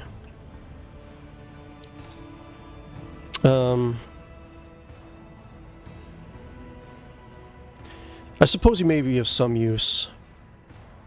I feel like they might be useful. I mean, I can't have them beaten. Tell me why I shouldn't execute you on the spot.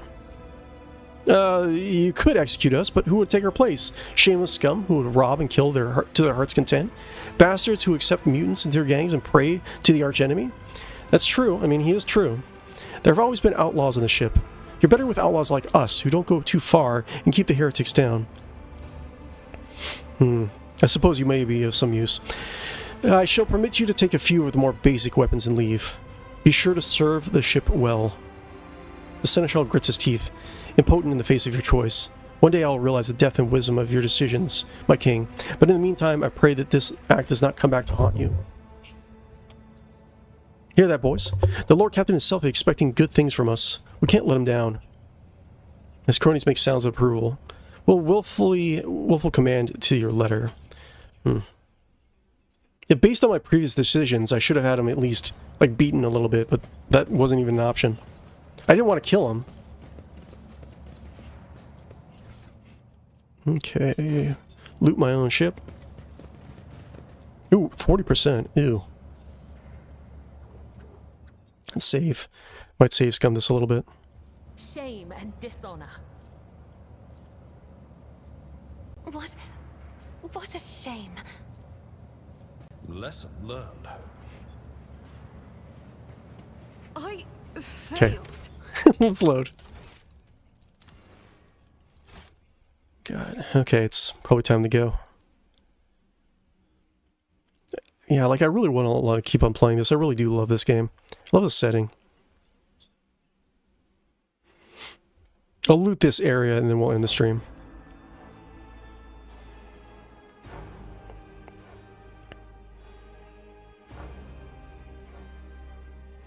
Come on. Oh yeah, that's right. I'm supposed to say a prayer to the almighty load screen. Oh, mighty load screen. I should actually bring some incense and light it on stream. We'll pray to the great load screen. Have offers to it. What would the load screen actually take as an offering? It's got to be like it's like energy drinks.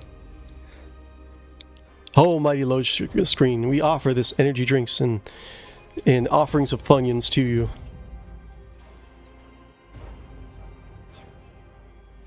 That was a long load screen. A bitter end.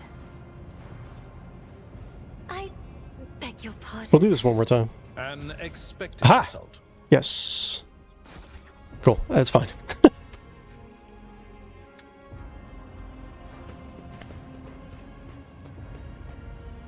Oh, the beggars are following us? We shall reclaim what That's is funny. rightfully ours.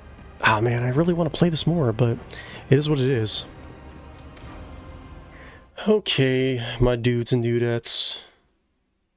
You know I love you guys, right? Let's see here. Ba-doo. You guys are amazing, wonderful, dynamic. Let me set this a little bit. Look like a ghost in here.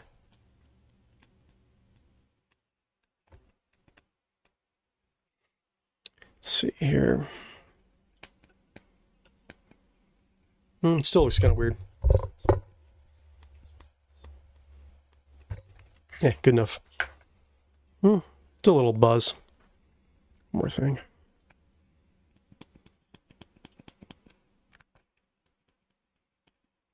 Good enough.